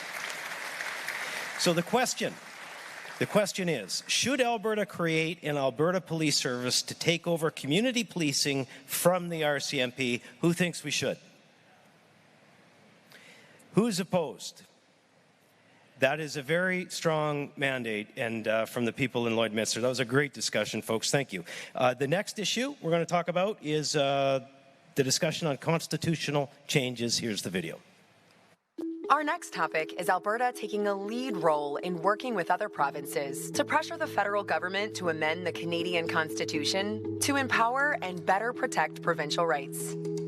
The Canadian Constitution, including its Charter of Rights of Freedoms and sections on the division of powers between the federal and provincial governments, is foundational to our democracy. The enforcement of the Constitution by governments and the courts ensures our rights and freedoms are protected, and that our provincial and federal governments generally function as they should. But no document is perfect.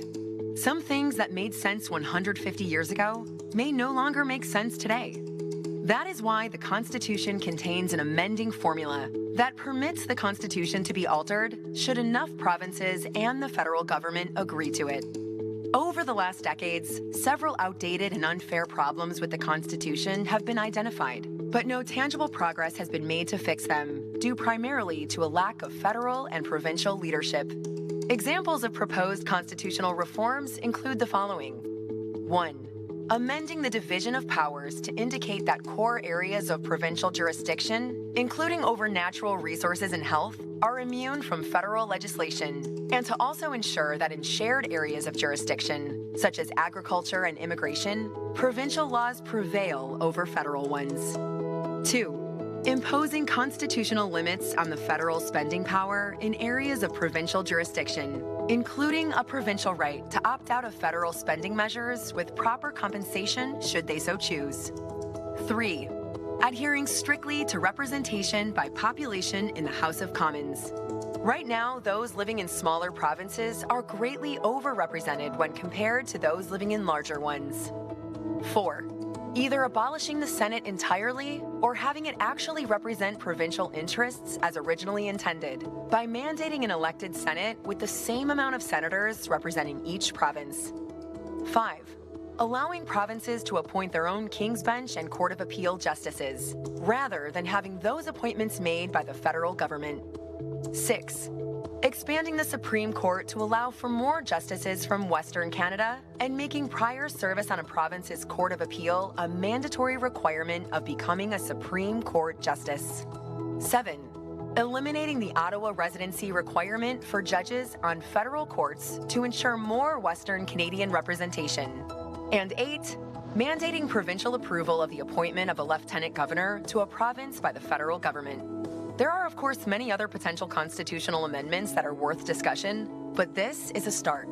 So, should Alberta take a lead role in working with other provinces to pressure the federal government to amend the Canadian Constitution in order to empower and better protect provincial rights? And if so, which of the amendments discussed or other proposals should the Alberta government advocate for? You might ask yourself, have constitutional changes been part of the nation of Canada as we've grown? And I think, Michael Binion, you'd be a great place to start to give some context to that question. Okay, thank you. Well, I'm in the middle of getting peer review on a paper from MacDonald-Laurier on a concept of responsible government as a pathway for more Alberta sovereignty.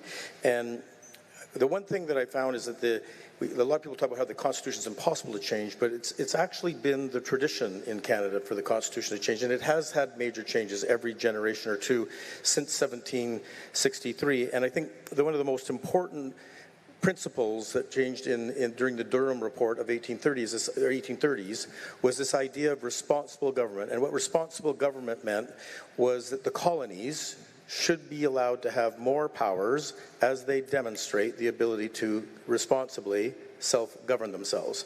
And that's exactly what's happened.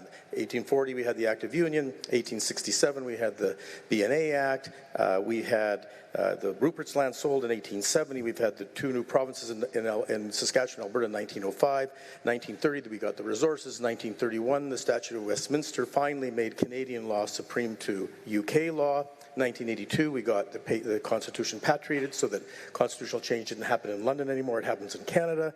And then I would say that the 1998 Clarity reference is another important constitutional change, or actually affirmation of what Lord Durham said in 1830s, that yes, a province could secede if it follows democratic principles of responsible self-government, because that's exactly how Canada became independent of the UK. And there's no reason why a province can't gain sovereignty over time in the exact same way. And I would say that we've seen this in our own history.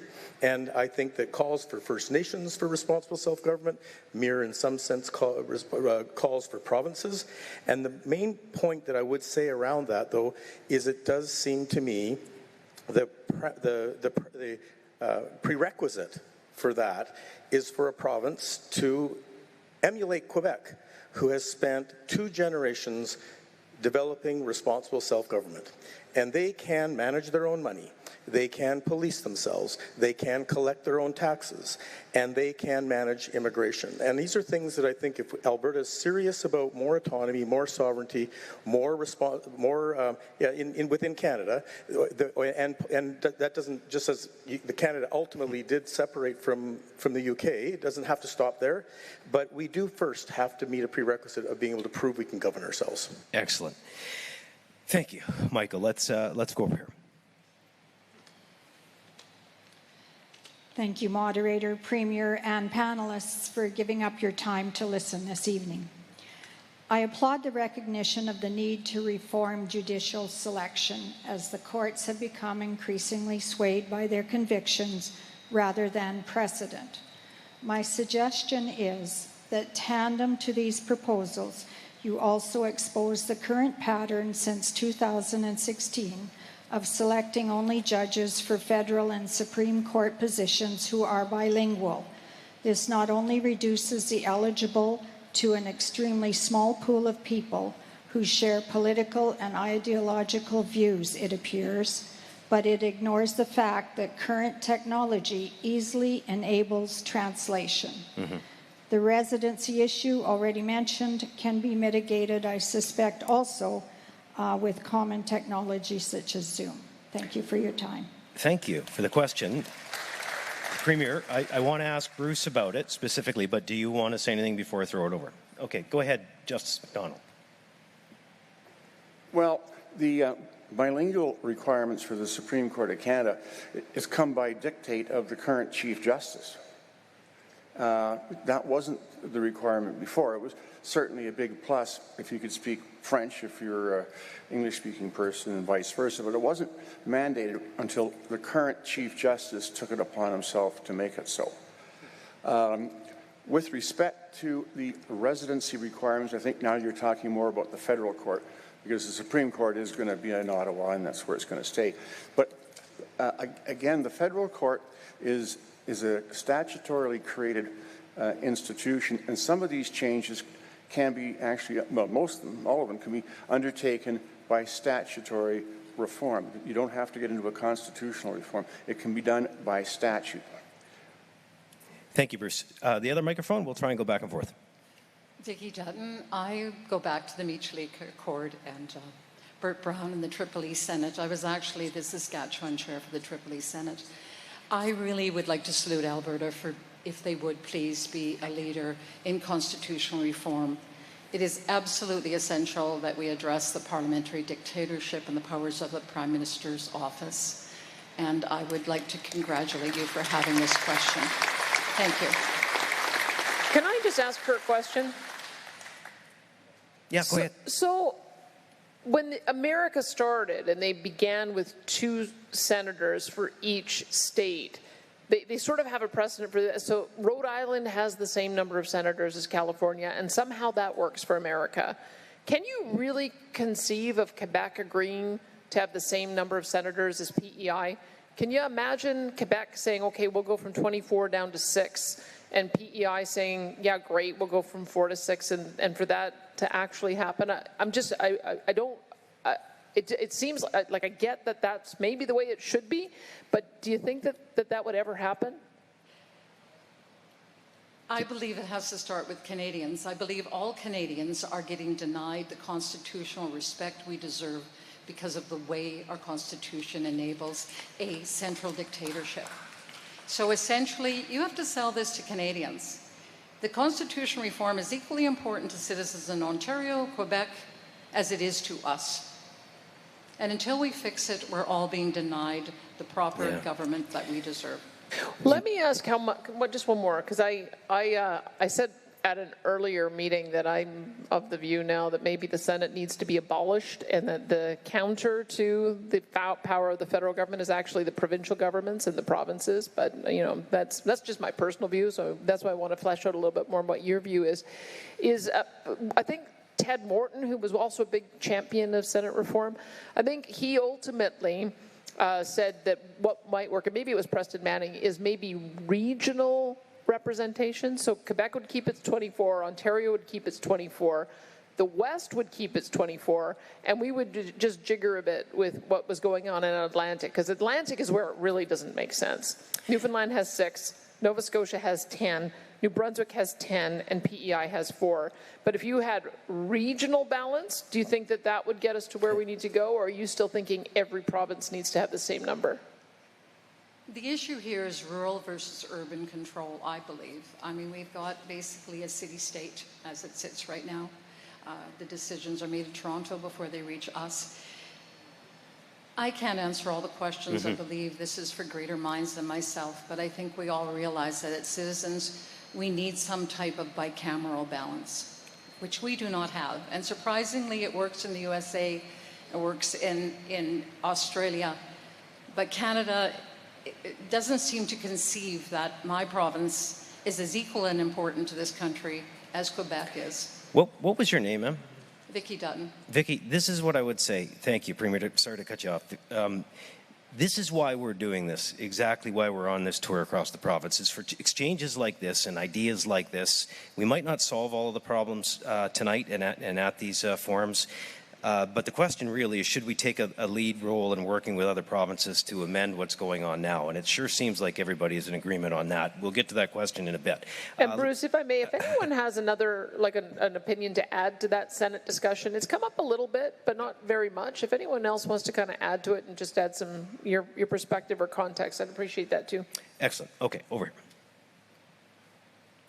here. Speaking on the Senate issue, it seems like talking about the number of seats isn't particularly useful, considering we really have 0 senators, because the senators are appointed by Ottawa. So why? That's a good point. It's a Give great us point. 100 senators. And then my original question, which is very similar, is why bother working with constitutional reform when, as the Premier already pointed out, would Quebec ever agree to it? Probably not. If we get reform, it's going to benefit Ontario and Quebec. So why would we push to try to get reform in the first place? And then also Ottawa doesn't care about the Constitution, it seems. So what's the point of changing a document when they don't honor the original document? Thank you for the questions. Premier, can I turn that into a question for you? So the Prime Minister, the most recent Prime Minister, appointed a bunch of senators from Alberta who do not, I don't think, represent the views of most people. A lot of people weren't very happy with it. So what is your view on this question? Well, that's why I've been more persuaded by abolishing than by trying to reform it.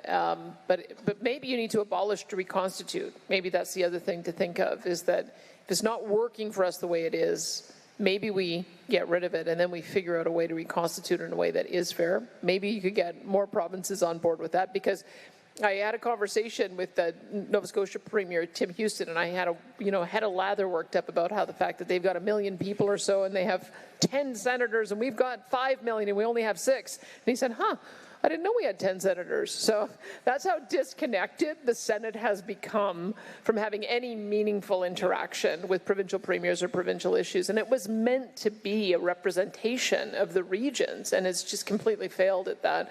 But Trevor had a good comment about ways in which the Constitution can be changed unilaterally by a province, because that's happened a couple of times. And I'll just turn it over to Trevor to talk a bit about Quebec and Nunavut. Come on. He didn't want to. Not being a constitutional scholar, I will decline to. Okay, I'm going to tell you what he told me. Okay. So Quebec, Sometimes the Premier takes over in moderating, but she's very good at it. Quebec did declare themselves a distinct society, and everybody seemed to just accept that, and that's kind of one of the constitutional provisions they put forward in Meech and Charlottetown that got voted down by the people, so there you go, that's interesting. And look what's happened with Nunavut. They have created an entirely new region, and they just signed an historic devolution agreement, so they are going down this pathway that Michael Binion has talked about, of responsible government, and doing so with a bilateral relationship with Ottawa in the same way that Quebec is doing a bilateral. So maybe we can't get everybody on board with everything that we want, but maybe we can start pressing the envelope to get the things that we want and see which other provinces want to join us. I don't know if anyone else wants to weigh in on that. They do, but I get to call them out. And it's going to be Brandon next, but first let's go over here. Hey there, my name is Caroline Park, and a few years ago I printed out the Constitution, or the Canadian Charter of Rights and Freedoms, and I hung it on my wall in the office. And I would have Zoom meetings and I would look up at it, and week by week I started to cross out the sections that were not applicable, apparently. So I don't know if we should try and change it and rewrite it. We've been down this path a couple times, and it's like we're going to beat a dead horse here. I think it might be better for the provinces just to push back against the federal government. And honestly, if we were to rewrite something, if we're still under the federal government, it means nothing. Yeah. And that we were all betrayed, and I don't want to have a relationship with them anymore. I trust Albertans, and I trust Alberta leadership way more than the feds. Thank you. Go ahead.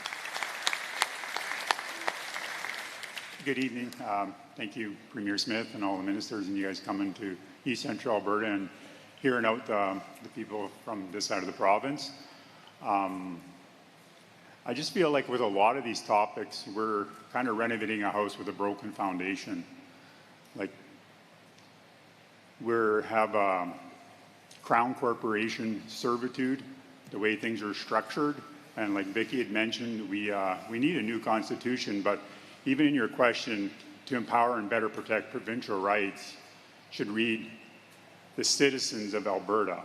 Like police forces, governments, everything's allegiance should be similar to the US style, where you allege loyalty to upholding the Constitution, not to a crown corporation. And that's part of the whole parliamentary Westminster problem, really, is just the way it's all structured. It's all structured to serve a federal crown corporation, where you need to break free of that, put a new foundation under a new constitution, and build a new Alberta upon it, and then build the other things. We've got a lot to fix, right? What did Churchill say? Democracy is the worst form of government except for all the others? Something like that. I think it was Ronald Reagan who said, the most terrifying words is, we're from the government, we're here to help. That's right. That's exactly right. Go ahead. Good evening, Mark Burrell. I'd just like to point out that we actually don't really live in a democracy when it comes right down to it. We have a organization in Ottawa that's unelected, that has political sway over elected people. They have no accountability, and that's the Senate. It's a pork belly, pork potted, nothing but a pile of crap.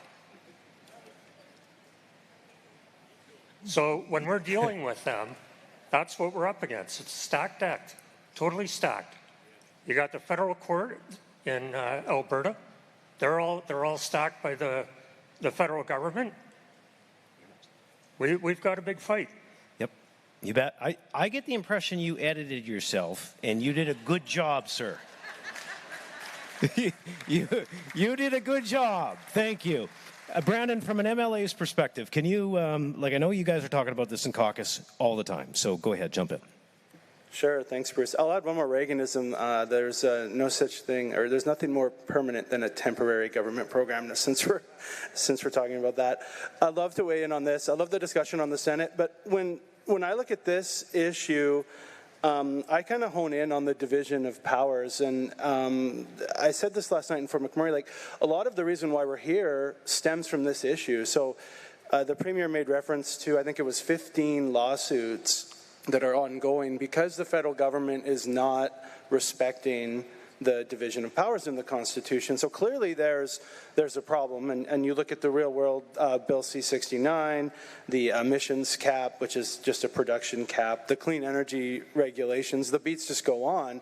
So I think by taking a look and having these conversations with other provinces who there's no other province who also wouldn't agree with us that we need to look at this division of power and make sure that the provinces have more sway. So if we can take a look at our Constitution, add more clarity, and then also look at the federal spending power in the constitutional world, that could make a huge difference for Alberta. We could be talking about generational wealth.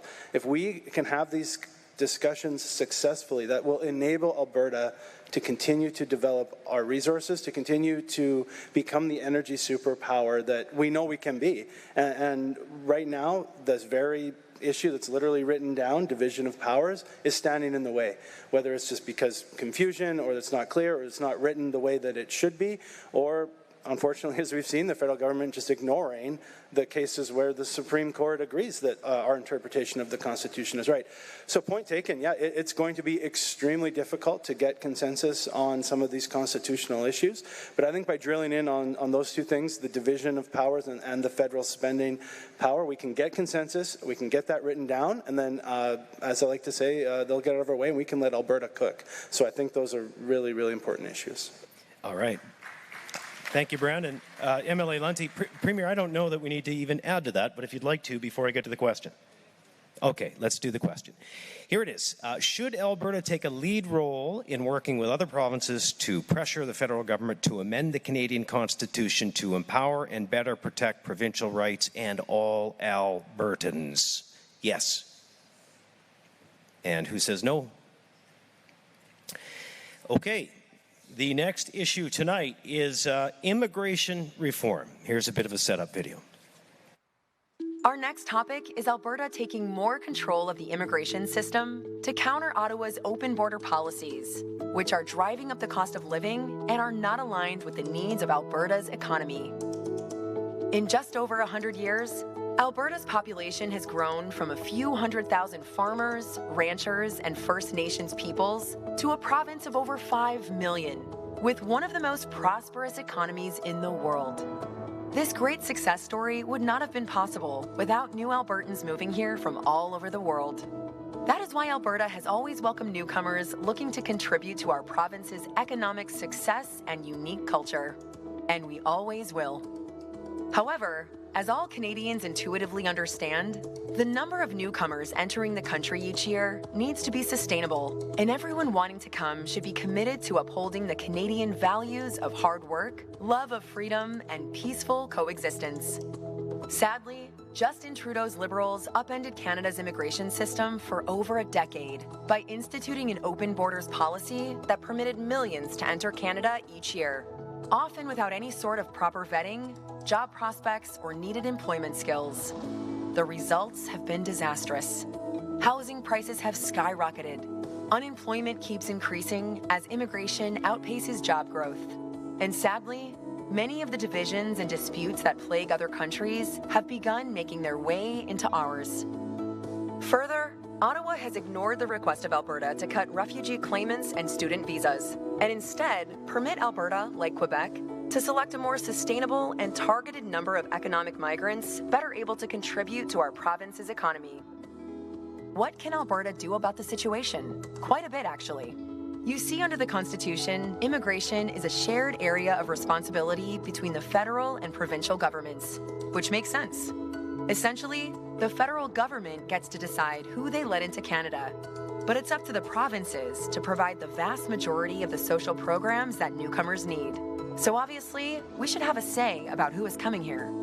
If Alberta isn't satisfied with the number or economic qualifications of newcomers moving to our province, we may have the option to withhold provincial social programs to any non-citizen or non-permanent resident who does not have an Alberta-approved immigration status. This would likely encourage more sustainable numbers of immigration overall, while supporting the entry of newcomers that can contribute to our provincial economy. If Alberta went this direction, Ottawa could decide to fight Alberta on this issue in the courts, and there would be some additional costs in taking a more hands-on approach to immigration.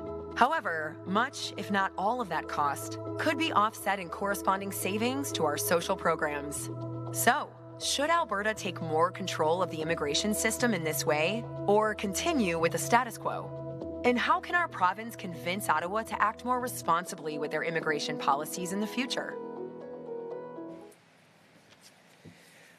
Just want to make one comment before we go to Sumita on the end here to open us up. You know, sometimes when this topic comes up, it gets heated, and somebody will say, "Well, how can you talk down, to immigrants or these types of things?" Let's be very clear. That is not at issue. What is at issue is, are there too many people too fast, and do we need to do something about that? And that's what we're discussing, like adults. And somebody with a great perspective on this who came to this country to build a future for her family is Sumita Amnan, who's on the end of our panel and just one of the strongest women I've got to know. Sumita, would you share your story a little bit and what your thoughts are on this issue? Yes, Bruce, thank you very much for asking me to share my story as well as my thoughts. Alberta, for us, isn't just a place on the map. It's our home. It's where my family arrived 30 years earlier, full of hope, ready to build a life. We found a good job, affordable housing, and found a safe, welcoming community to raise our children. That's the Alberta we came to know and love, a place that offered not just opportunity, but a sense of belonging. Now, more and more people are coming here for the same reasons, drawn by the same hope, and we have a problem. And that's something to be proud of, truly, the reason why they're coming here, but it also means we need to be a little more thoughtful. Because the very things that make Alberta special, our schools, our neighborhoods and job opportunities, are starting to feel the strain. This isn't, ladies and gentlemen, about pointing fingers. This is about finding the balance. Growth is a good thing, but only when it's guided by care, by planning, and by a commitment to protecting the quality of life we all cherish.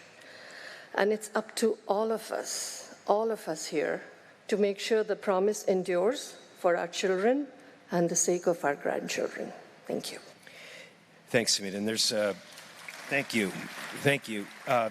There's some context in the numbers that the Premier will give us in just a minute. But first, let's go to a couple of the microphones. Start here. Hi, my name is Dorothy Switzer. I just want to speak. I don't think it's a provincial issue. I think it's a federal issue. But it's really hard for my grandchildren to get jobs right now because federally, I believe the federal government is sponsoring the not like you, ma'am, but the illegal immigrants, 50% minimum of their wages, and then the businesses pay the other 50%. So my grandchildren don't have a shot at getting a job because they're not financeable because they're Canadian. I don't know how to address that, but it's a frustration for a lot of us. Right. It's right. I think it's a temporary foreign worker problem. So, sorry, were you finished? Carry on. Thanks. Yes, I'm finished. You're finished? Okay, great. So, Premier, do you address that? And then, for context, I don't think people realize how the numbers have changed over the last decade. Let me start by saying we're looking at those numbers too on youth unemployment, and they're alarming. When we are booming as an economy, our youth unemployment rate is always slightly higher than the general rate, but it gets normally down to 9 to 11%. It's at about 19 or 16% right now, and even higher in certain age groups. Young men, I think, age 24, we're up to a 19% unemployment rate. So it is a real problem. We think that we probably have to create some kind of incentive program to give young people that opportunity to have a first job.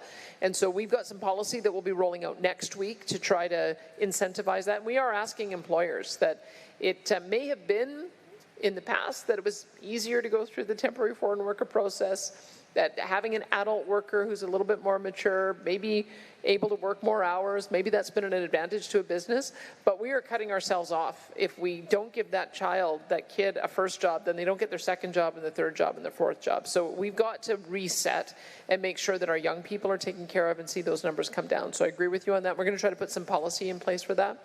But to understand why people are connecting those two things is the federal government did change policy that in the past, between 2009 and 2019, so this was pre-COVID and this was under different governments, we were getting in about 0.6% of our population of international arrivals. So that's about 275,000 people a year. Last year it was 1.8 million. So you can see, if you're seeing the pressure, you're seeing housing prices going up, you're seeing it hard to get rent, you're seeing it hard for the people in your immediate circle to get jobs. You're seeing crowded schools, you're seeing difficulty getting a doctor. These are why people are connecting those two things. Now, what happened in Alberta? If we were to get back to kind of a more normal level of population growth, it would probably be about 50,000 newcomers a year. Call it 1% of our population. We're now at 5 million, 50,000. In the last 3 years, we've had 450,000 come here. So that is I don't think any of us anticipated there'd be that kind of movement, but none of us knew that all of the limitations would be taken off. The temporary foreign worker program, international students, reunification, asylum seekers. The one area where we know that we need newcomers is in the economic categories, having an employment-driven immigration policy like we used to, and the federal government has shrunk those areas. That's also why we have fewer abilities to nominate people to the provincial nominee program. So that's what we're talking about. So let's get back to a more normal level of immigration, and then let's have Alberta take more of a lead like we see in Quebec so that we can offer jobs to economic migrants in those areas where we know we don't have local workers to be able to fill them. And that should be able to solve the dual problem. That's what we're talking about tonight. It's a little bit more like what Quebec does. Thank you, Premier. Over here, sir. Thank you, Premier and panel, for allowing us to speak. Does anyone on the panel know exactly how many immigrants we allow into Canada monthly, or exactly how many immigrants gain permanent residency or citizenship monthly? That's a rhetorical question because no one knows the exact data on immigration because of all the different pools the immigrants gain access to Canada, whether it's asylums, refugees, or student status. And that's troublesome. I believe this information should be easily available to all taxpayers and be clear and concise with exact data. Right now, I truly believe we are in an immigration crisis. I can go off about how some of my fellow natives have proof of these immigrants stealing our women and children, but I have limited time right now. So my question is, would you consider entering a state of emergency or take some sort of form of bold action, like cutting all social services to the new immigrants to deter the immigrants coming to Alberta? We know Calgary was ranked #1, Edmonton #3. It won't be long before they flood our province. Thank you for the question. Thank you for the questions. One of the reasons we're here is to pick up some great ideas from you all as well. But Premier, I know there are some things in the works. I don't know how much you can speak to tonight. Do you want to?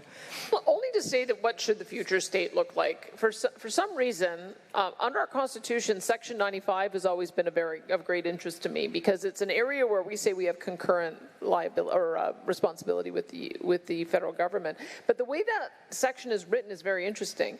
It says the provinces shall make laws on immigration, and that the federal government shall make laws from time to time.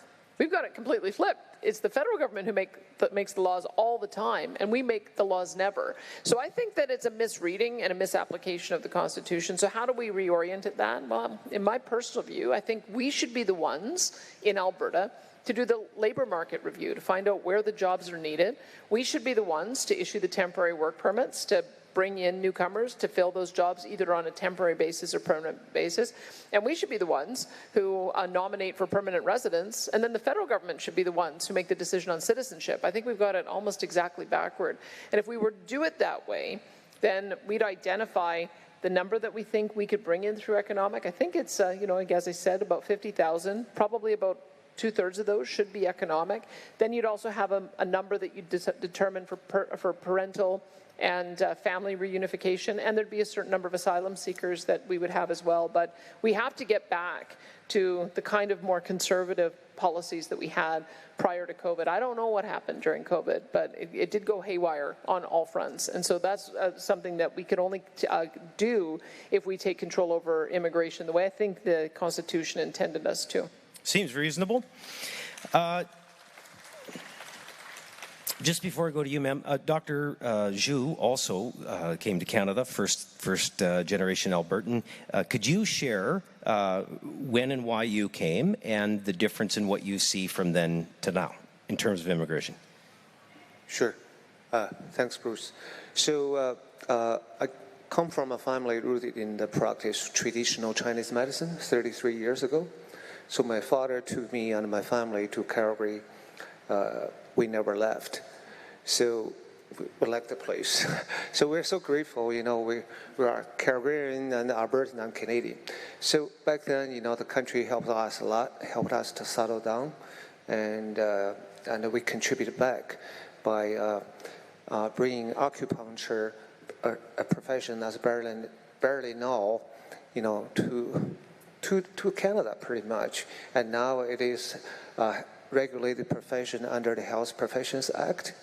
So, you know, when I think back, you know, so the immigration system back then is like two-way street, right? So we came to Canada, and there's systematic programs helping us to settle in, and we contribute back. But today, if you look at it, it's like the open door immigration policies. We got thousands and thousands of newcomers, and most of the newcomers, sometimes they cannot even find a job. And we have employers, we cannot find employees. So it's total mismatch. It's a policy that's created by the federal government. I have no idea how the policy works, but I just think we need a much smarter policy. And I think if provincially we can control immigration, I think our government is much more smarter. Mm-hmm. Well, you'll get no argument here, Dr. Zhu. Thank you. Okay, go ahead, ma'am. That kind of fits in with what Dr. Zhu just said. My thought, when these immigrants come into our country and they can't find jobs, they have an expectation. I hear so many newscasts or podcasts that I listen to.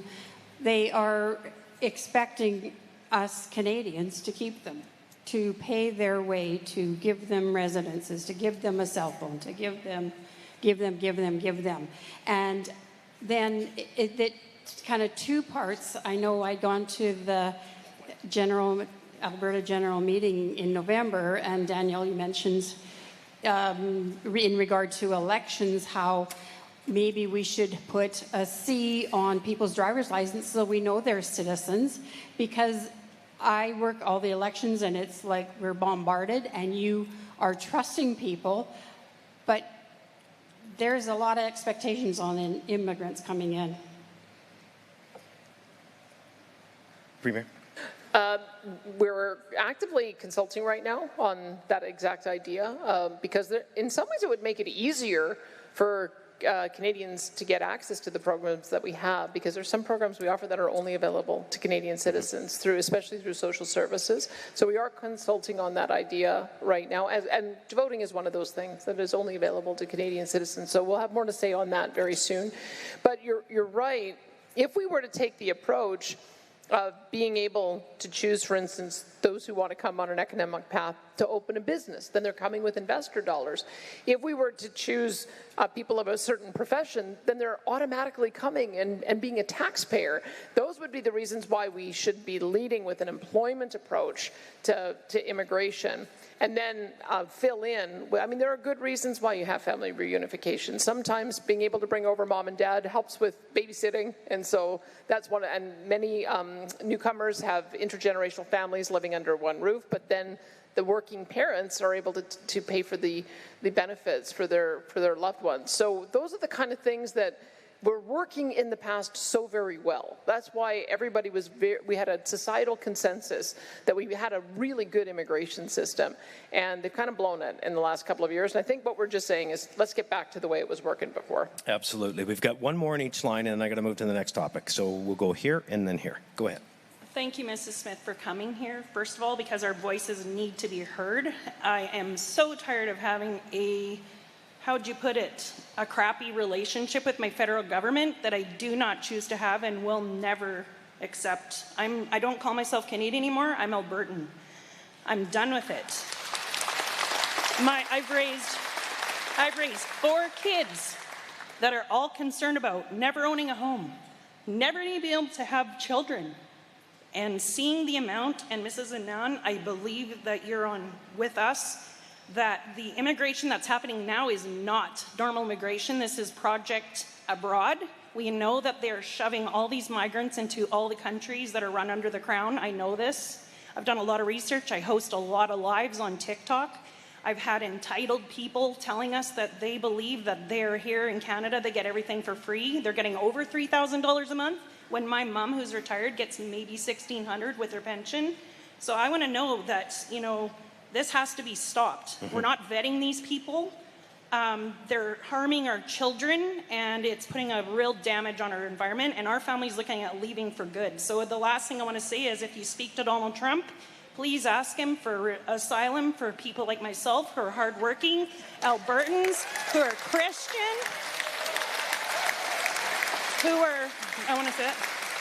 Thank you. Hardworking Albertans who are Christian, who believe in the nuclear family, who are patriotic, and don't have any faith in any of the government. They're all cut from the same bird. I think that was just about 46. You went 1 second over, but it was well worth it.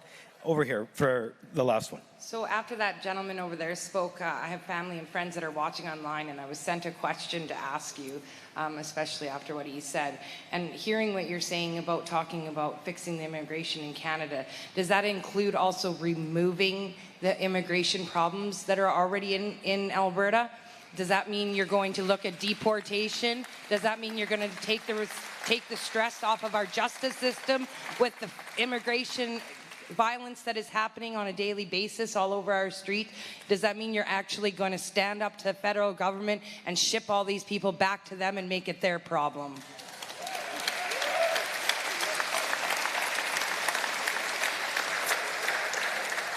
Well, I think I know where we're going to be on this question when we get to it. But Premier, I'll let you give the last comment. Well, we first are going to see who leaves when their permits are up. And we already know that there's about 2,000 temporary foreign worker permits that are up, and the people have gone home. And that has been historically how it's worked. Somebody comes, they stay for a year, and then they go home. It's certainly worked in our agriculture sector. In fact, I think we would have a really hard time staffing our agriculture sector if we didn't have that kind of staffing. So I don't think we're at that point just yet. I'm watching, along with everybody else, some of the tensions that we're seeing in other parts of the country. One of the challenges we are going to face, I'll be frank with you, is we hosted a lot of Ukrainians under their QIT visa. But one of the interesting things about that is, so we got 70,000 people who came to Alberta under this special visa. But when we looked at what their level of social program use was, it was less than 2,000. So these are folks who came. There's a large diaspora Ukrainian community that got supported by 200 different community groups. Many of them went to school. We've had specialized learning for English. Many of the kids already learned English after a very short period of time, going to school, they're starting jobs, starting businesses, and they are self-supporting. And so that's the challenge that we have, right, is that some people who did come here under distressed circumstances are doing very well, and they're fitting in, and they are contributing. So I don't want to sort of take a blanket approach to how we might deal with that when those QIT visas come up for renewal again in March. They've been extended a couple of times, but that's why we have to just monitor it on a case-by-case basis. Let's stop the problem, and then let's see whether or not over a period of time those who are here can be absorbed, and we can get everybody working to the level of their ability. Should Alberta take more control of the immigration system to counter Ottawa's open border policies? Anybody opposed? The last topic, and remember if you didn't get to a microphone and you wanted to comment on one of the other ones, I know that was the case on the Alberta Pension Plan, we'll make time. So the last topic, the last video is on the provincial tax collection. Here it is. Our next topic is the option of Alberta collecting all provincial personal income taxes, rather than having Ottawa do it for us. Today, when Albertans file and pay their personal income taxes, they do so through the Canada Revenue Agency, which then remits the provincial portion of those personal income taxes back to the provincial government. However, Alberta businesses file and pay their provincial corporate taxes directly to the provincial government.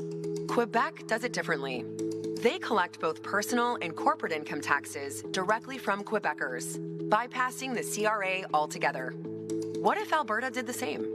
There would definitely be startup and ongoing administration costs, but it would also mean bringing good-paying jobs to Alberta instead of funding federal employees in other parts of the country. Under Canada's Constitution, levying and collecting taxes is an area of provincial jurisdiction, and Alberta could transition over the coming years to collecting our personal income taxes, as we do with corporate taxes now. So what are some of the benefits to Alberta collecting its own personal income taxes? 1. Better provincial tax policy. Currently, Alberta sets its own tax rates and credits, but definitions and treatments of income are still largely tied to federal rules, which limits our flexibility to implement more effective and competitive tax policy. We saw this recently when the federal government changed the rules on capital gains for doctors and other professionals, and Alberta was effectively forced to follow those same rules as it related to provincial personal income taxes. If Alberta were to collect its own taxes, we could tailor our entire tax framework to better reflect our economic realities and provincial policy goals, while declining federal changes to certain portions of tax policies that detrimentally affect provincial income tax policy. This could open the door to streamlining calculations and simplifying provincial income taxes for Alberta residents. 2. Jobs and economic opportunity at home. Collecting our own taxes would also mean establishing the infrastructure and staffing to support it, creating thousands of good, high-paying jobs right here in Alberta, instead of funding positions in Ottawa or other provinces. 3. More Alberta, less Ottawa. By moving away from the federal administration of the CRA and collecting provincial income taxes by ourselves, Alberta can exercise more direct control over a core aspect of self-government, thereby increasing our provincial independence from Ottawa. But there are also potential drawbacks to consider. 1. A long-term commitment. Establishing Alberta's own personal income tax collection agency would not happen overnight. Estimates suggest it could take up to 5 years to fully build out the necessary systems and staffing. This would be a major logistical undertaking that would require a sustained commitment from Albertans and their government. 2. Significant financial investment. The estimated cost to implement Alberta's own tax agency ranges from $750 million to $1.5 billion over several years. Once operational, the system could cost up to $750 million annually and require hiring as many as 5,000 new public employees. These are substantial expenses that must be weighed against the benefits. 3. Potential for added complexity. There are also practical implications for taxpayers and businesses. Albertans would need to file separate federal and provincial tax forms, although online filing would likely ease that burden. There may also be increased complexities for businesses and Albertans working in different provinces throughout the year. Now, tell us what you think about the idea of Alberta collecting its own personal income taxes. Had a couple of panelists with a lot of context that they can provide that I haven't asked anything of yet, and I'd like to start with Adam Legg of the Business Council of Alberta, who would know all about how different governments impact your members. Adam, can you speak to this topic? Yeah, thanks, Bruce, and thank you all for being here this evening. Yeah, I represent businesses across the province, and the way they would view an initiative like this, or the proposal like this, while there's still lots to be worked out, is that their objective is to try and find and keep the best people that they can in their companies. And if we can differentiate ourselves as a province by collecting our own taxes and being able to do more competitive things, like in the video I talked about the capital gains tax. We could find ways that Alberta could further differentiate itself from a personal taxation standpoint that would bring more people and workers to Alberta that the companies could then hire and employ. And so many of the proposals again this evening, like the pension plan, the police force, or immigration is one that many of my members are very supportive of Alberta taking a much more robust role in, is that how can Alberta differentiate itself so that we can bring the best and the brightest and keep the best and the brightest here in the province. And ultimately it is about restoring competitiveness, and it's about fairness and functionality in the country, because it is not operating fairly and it's not functioning well. And so how can we create a competitive advantage? And that's why something like this would be, again, lots more to be analyzed and studied, but at a surface level there's some competitive advantage to doing this from an employer and a business standpoint. I think that's a yes, Adam. So good. Thank you. Hey, let me just ask you a question before I go to the next panelist. Have you all noticed an increase in your grocery costs the last year or two? So we do have an expert on the panel in agriculture and in food supply and how we grow our food and what impacts those that grow our food. And she offers great context on that subject, which ties into this one. Melody, could I ask you to weigh in on this tonight? Thank you so much for that question, Bruce. And thanks for everybody for being here. So while some of you may not be farmers and ranchers in this building right now, you all eat food, correct? And we all love food. And so when you think of that barbecue that you're having to wrap up summer before the kids go back to school, you've seen prices have increased. Grocery prices are on the rise, and food affordability is probably one of the biggest concerns I'm hearing when I talk to people, and we've definitely heard it at this panel. The challenge when we talk about the federal influence on policy is very simple here. Food, water, shelter. 3 areas that are your basic needs. 3 areas where policies need to be very fluid and flexible to allow us to provide the basic needs. We're not seeing that happen. We're seeing the federal government right now with things like fertilizer and greenhouse gas emissions. They're tying our hands of farmers and ranchers to get access to resources because they need to have environmental farm plans. There's this whole level of environment. And I want to be clear by saying this. Farmers and ranchers care about the environment and the land. We need it to make a living. What we don't need is Ottawa telling us that you have to do X, Y, and Z, which drives up our cost of production, our administrative costs, which ultimately drives up the cost of food, and then the middleman takes more as well. So I think it behooves us all as Albertans to ask every level of government, and that's what this panel is doing from the federal perspective, is what are you doing to help us with affordability so we can have that birthday cake with Alberta sugar, so we can have that steak and we can have that bacon and eggs on a more regular basis. That's what I'd like to get back to. Hear, hear.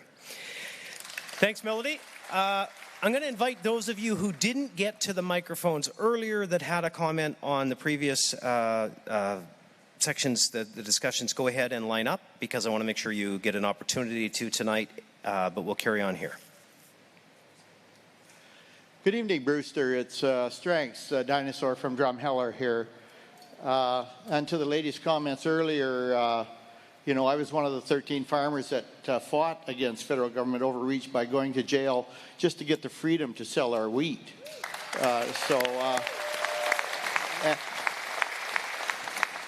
But 30 years ago, we started a movement, and then a few years later in -12, we started another movement, and I was fortunate enough to be elected with our present premier at that time, another movement. There's another movement growing in the province as well. And I'd like to change all these questions instead of should Alberta to Alberta should. And it's high time, ladies and gentlemen, that we stood up. And my question is to the Premier, how can we drive accountability to the feds? You've breached the question in several different ways, but how can we as a province and we as Albertans drive accountability to this? You're seeing this on the federal or international stage, even with Putin and Trump. Yep. You know, there's people dying. There's not people dying here yet, but there's a horrible bullying federal-provincial relationship going on here that needs to stop. The former MLA and Drumheller Stettler. Rick, thanks for coming. Premier, go ahead. So glad to see you're still advocating, Rick. Nice to see you. I would say that things changed dramatically when the new U.S. president came in November and completely upended the relationship between Canada and the U.S. And what I found so interesting about that is all the things that myself and Rebecca Schultz and our caucus and our ministers have been saying for 3 years. All of a sudden, everybody said, "Oh yeah." And it was like a 180-degree switch, and that's the thing that I found that I would say we have a moment in time right now to change things, because every single premier is concerned about federal intrusion in their affairs. Every single premier is worried about the catch and release. They're worried about the carbon taxes. That's the reason why the very first action of the new Prime Minister was to get rid of the carbon tax. So I'm maybe a little bit more optimistic than you are, Rick, because I know that it's been a terrible 10-year run under the previous Prime Minister. I'm still willing to see, with this new legislative session starting in the Parliament in the fall, whether we get any of the 9 bad laws addressed, whether we are able to make some progress on getting some major projects on the project list, and whether there is some changes to some of those policies. And so we'll have a better idea by the end of the year. And if not, then that's kind of what we're hearing from folks. What do you want us to do as a follow-up? But I'm still pressing to make some of those changes, and I'm delighted to hear that it's getting more positive response than I've seen in a very long while. Excellent. So I'm going to ask our volunteers just to cut off the lines. We want everybody that's in the line to be heard tonight. Premier, obviously, you're going to make some closing comments before we wrap up tonight, so nobody needs to head out. But we're getting close to 8:30, and I want to keep it as close to time as I can. And Minister Schultz, I haven't heard from you yet tonight, so I'm going to come to you in a minute as well. But first to this line. Yes, hello. We all pay too much income tax. That's, nobody can argue that. But the big thing for me getting to retirement age is capital gains. Get rid of it all. Why do we have to pay capital gains for the money I've busted my ass all goddamn life to give you more? Ooh. Okay. That was one of the points that we were trying to make in that video, and we conceived of that before. Again, another reversal. When the new Prime Minister came in, he realized what a stinker of policy that one was and reversed it. But when we looked at could we take a different approach to capital gains than the federal government, because they collect our taxes for us, we have to assess income the same way. We didn't have the power to be able to do it. And so that would be one of the other things that we could potentially do. And I think that's what Adam was talking about, is if you had your own tax collection system, you could say, you know what, we're not going to do capital gains taxes anymore. We're going to take a different approach to how we look at income. We might decide that we're going to let you do a 100% write-off of your expenses in year run, rather than the depreciation schedules. Like, those are the kind of things that we would want to consult on to see if we could create a system that was more simplified, more fair, and kept more money in your pockets, especially on investment income. But when we're in the federal system, we're kind of trapped into doing things their way, because they assess it and then we just take a percentage of it. Go ahead. Okay, I got cut off before on the CPP thing. I just wanted to say to those that are outside screaming about the CPP and those that are questioning in here about your CPP, just remember you're all here because we're questioning the fact that they're ripping us off in every aspect of life, so you want to trust them with your CPP too? It just makes no sense. And my last comment is this, and it's quick. We talk Senate, we talk federal government, and the one thing that we forgot about is the Privy Council, where the majority of all of those positions are unelected and all work for themselves and each other. So why are we asking permission anymore when we are being held hostage by a rogue government?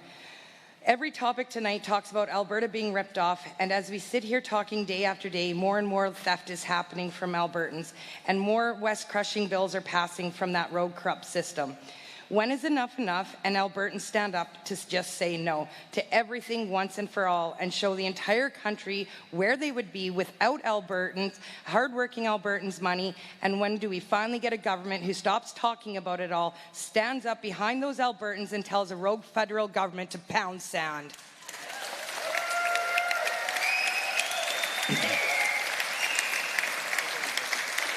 We haven't, this is a perfect time to ask our Environment Minister to make a comment. Minister Schultz, what's it been like dealing with Ottawa? Just give us an idea. I mean, I'll say that we no longer obviously have Stephen Guilbeault as the Environment Minister, which I'm very grateful for. But I'll say I'm less optimistic than the Premier probably in the new Prime Minister. Like, same party, different face. But that is why I am so glad we have the Premier leading us here in Alberta right now. And I am both proud and grateful for her efforts, both here and across the province, to tackle these topics of discussion. So thank you, Premier. I would say the other thing the Premier often says is that we have a federal government that's acting lawlessly. We're talking about constitutional changes in areas where we can exercise our jurisdiction, but we're also continuing to push back in areas where the federal government is just completely disregarding the Constitution, and that can't continue to happen. They say they want us to be an energy superpower, yet they're still banning tankers off the coast with Bill C-48. We have C-69, the No More Pipelines Act, which even the courts said is unconstitutional. Stephen Guilbeault actually told me that that's just an opinion of the highest courts in our land. We have the clean electricity regulations that threatens jobs and our grid. $1.7 trillion to upgrade the grid to make this happen. $200 to $500 billion for transmission and distribution. They want us to rebuild that whole entire grid in 10 years, and they want people to invest in that technology when the standards that they're asking for have not been proven or tested anywhere in the world. That is policy being driven by radical activists, not a common sense government that cares about Canadians. We have an oil and gas emissions cap. Who here in this room works in energy? Thank you. Thank you for what you do to deliver Albertans, Canadians, and the rest of the world safe, affordable, reliable energy. It matters for our economy. It matters for the Canadian economy. And producing energy, developing energy, managing our grid, those are areas of provincial jurisdiction that the federal government is using workarounds in environmental policy to cap production. The oil and gas emissions cap would cost us $282 billion in lost GDP and kill up to 90,000 jobs. That's just in Alberta alone. If they want to do the right thing for the environment, and I'll tell you, these policies are not about the environment. If they were, they would allow us to produce our energy and displace less environmentally responsible energy in other areas of the world. That's what they would allow us to do. That's not what this is about. It is about shutting in and shutting down production and curtailing our ability to be an economic and energy superpower. And so I just have to say, you know, this conversation, very important. Thank you all for taking time out of your lives on a really beautiful evening at the end of summer to have this important conversation. And once again, thanks to the Premier for leading us through it. Tough act to follow, sir. Go ahead.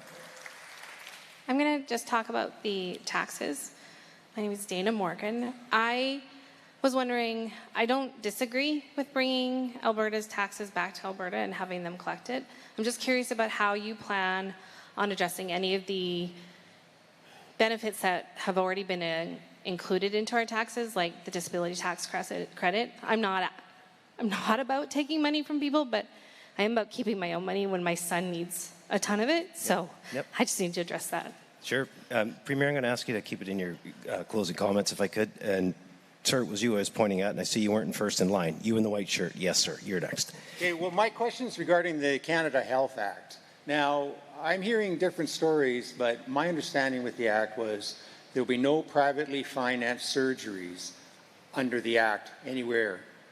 Well, why am I finding out that we have private clinics out of Toronto and Quebec setting up shop here, and people are spending $25,000 to $30,000 for a hip replacement or knee surgery? And I'm also hearing that Quebec, naturally, has set up private plans for rural Quebecers so that they've got access to a family doctor, which comes out of Montreal or Quebec City. I wonder if you could see where we're going in that same direction here, because I'm looking forward to it. Thank you. Okay. Hang on one second, Premier. One more question. I'm a proud Canadian. Unlike most of you that are here tonight, I do not support most of the things that are going on today. I believe that we have a great police force. I believe that things like immigration we need them.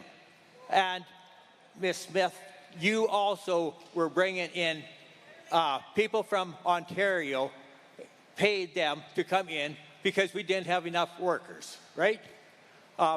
The other thing is that we need to stop and get together as a country to fight that person who is going to destroy the world in the States that you supported.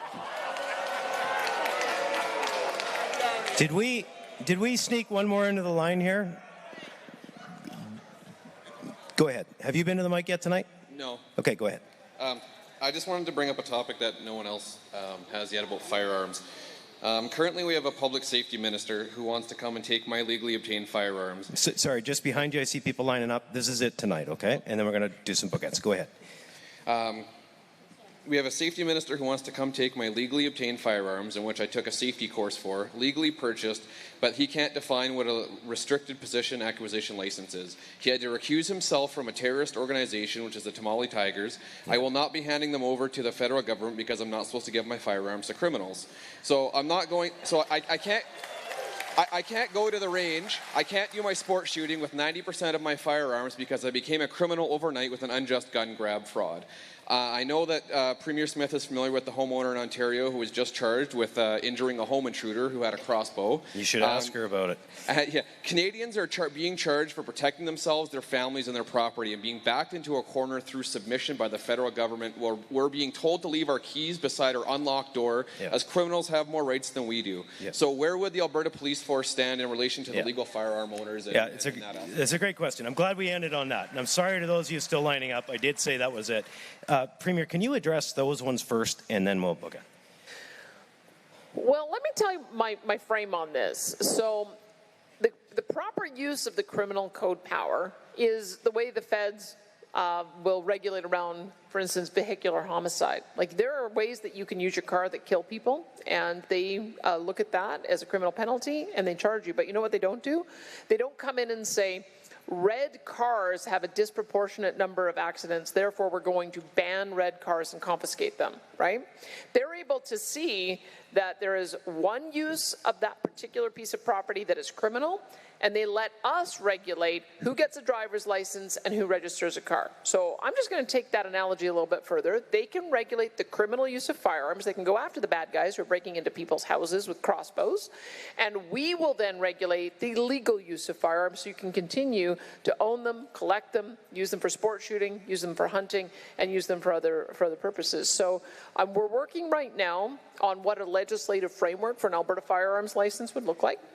And we're going to fight it out because property and civil rights are our jurisdiction under Section 91 of the Constitution. 91 or 92, I always get those. I think it's Section 12. I'll have to defer to my judge on that. But that is as you've seen, we have already taken action in that regard. We told the municipalities, no, you can't have a handgun ban. That is not municipal jurisdiction. We told the RCMP, no, you cannot participate in the confiscation scheme. We've told our sheriffs that. We have told municipal forces, if you want to participate in the confiscation scheme, you have to come and get a permit from the Justice Minister, and I have it on good authority. He will not say yes.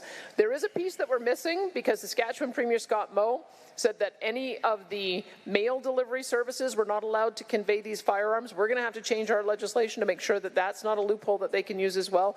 We've also passed our own Firearms Act, and we will do everything we possibly can to make it as difficult as possible for anyone to get the permit that they need to participate in that program. That's our ability to do that, using our ability to regulate on professions. So in short, you'll see that us and Saskatchewan are going to do whatever we can to make sure that we're defending firearms owners' rights. And I know we're coming up to a deadline here, so just have some patience because we know how important that is. We just have a different approach we want to take in Alberta, and I think that is what the Constitution allows, and we'll see what the courts say about it. All right. Thank you for asking the question. Premier, you just spoke, so maybe take a sip of water, but I'd like you to comment on the evening in general. And boy, going to different places, you get a really different approach, don't you? Well, so far, Lloydminster is my favorite. You guys are awesome. There is no doubt. There was a lot of consensus in the room tonight, and thank you for those who did get up and offer an alternative perspective. We've been hearing a lot of that alternative perspective in other places, but it was interesting to see the level of consensus in this room, so we appreciate that. One of the things I'd like to say, because we do normally have a little bit more division, and some of the division that we see are people who come forward and say, yeah, but don't fight Ottawa, just give us more money for X, whatever it is, healthcare, education, social services, roads. And I've kept saying these things are connected, because in order for us to be able to pay into the programs that we all care about and citizens need, we need to be able to have more autonomy over the dollars that are generated. So one piece is what we heard earlier. Ottawa takes the lion's share of the money, and we have the lion's share of the cost. That has got to change. If we were able to get an appropriate amount of tax dollars here, we would have tens of billions of dollars more to be able to pay for the schools and the hospitals and the roads and the social workers and the teachers and the doctors. That's why they're connected. If they would just let us build more pipelines to get more of our product to market, whether it was, let me give you the numbers so that you just know how big it is. If they hadn't canceled Northern Gateway, that was approved and the federal Liberals canceled it. We were well on our way to getting Energy East up and running, except for they couldn't see an end to the regulatory process after spending $1 billion, so they pulled the plug. We were building the Keystone XL pipeline, and they didn't lift one finger to help us with the American administration when they turned around and canceled it 5 seconds after Biden got elected. If we had had those 3 pipelines built, they'd be built today, and we'd be selling 2.5 million barrels of oil per day more. At today's prices, that's $55 billion in GDP, of which governments get about 40%, and we split it with the feds 50-50. So we would have more money to do the things we needed to do. The feds would have more money to meet our international obligations on defense. This is why it matters when the federal government interferes in our jurisdiction, interferes in the things that we want to do. It impacts our quality of life. And so that's why I'm very pleased that you all participated this evening.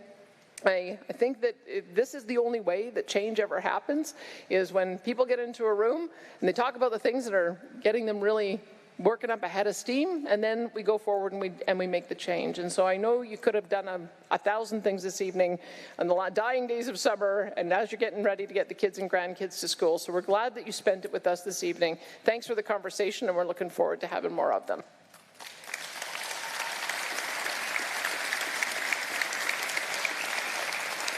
And I'll just say, as you head out, folks, these guys got on a bus in Fort McMurray at about, 8:30 this morning, and now we're going to pack them off to Edmonton on a bus. Could you give them a hand for giving their time to be here as well? Thank you.